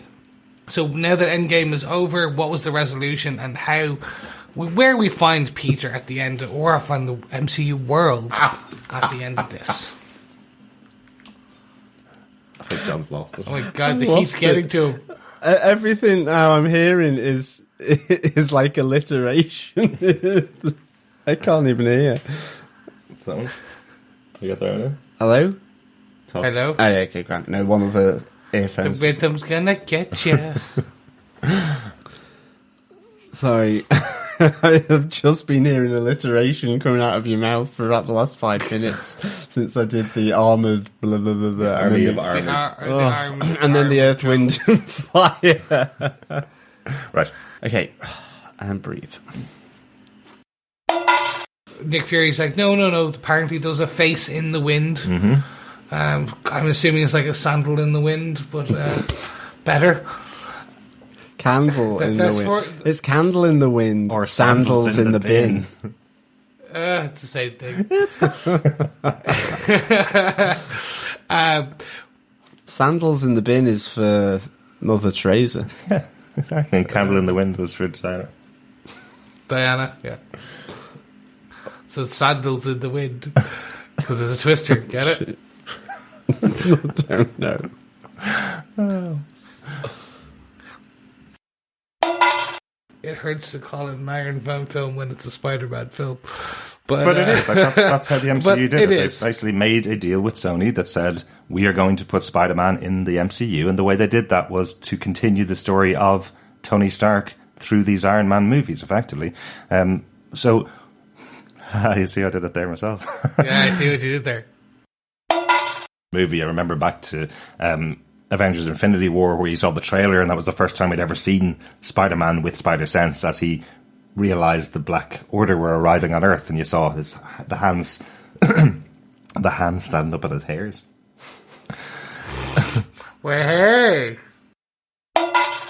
So we could see Jake Gyllenhaal, because I agree with you, John. He is an amazing character, and he's an amazing actor in this, and he really embodies the actor really well. That What? was me.